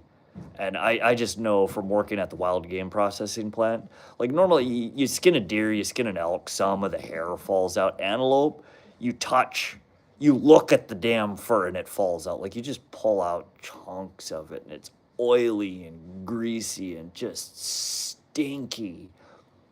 And I don't care how meticulous, how clean, how long you've been skinning antelope for, the carcass, it just ends up absolutely covered in hair. And you know how you get hair off of a carcass? You burn it. You take a propane tank, you hook up a torch to it, and you burn it. So it's just, by the time it hits the butcher's block, it's covered in burnt, nasty hair, oils and grease from the hair, and it's just, they taste exactly like they smell. Just musky, gamey, icky. Yeah, it's gross.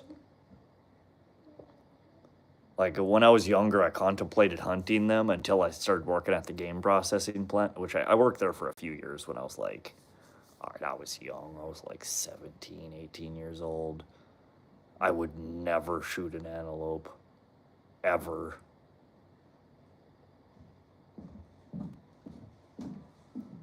Hey, Josie, thanks for stopping by and hanging out. Yeah, I should really get off here. She just wandered upstairs with the feast. So I'm going to go help her plate it and sit down and eat like a fat kid. But y'all, I appreciate you hanging out and supporting the channel and just the conversation. Congratulations on your good day fishing. I am jealous because my day sucked. But hopefully next time will be a little better. I really got to get out somewhere where I can catch some actual fish and just stop dinking around with these local places that suck and just go somewhere that I know is good fishing. Yeah, and see that when I worked at the game processing plant, you know where 99% of the meat went? The food bank. The poor people. That's all I gotta say. We would ship at the end of the year, because all the stuff that would get donated to the food bank after people would pay for it to be processed all went in the freezer. We would fill up 2, 3, big old box trucks full of antelope and processed meat, just crate after crate after crate. And those poor people were forced to eat that shit.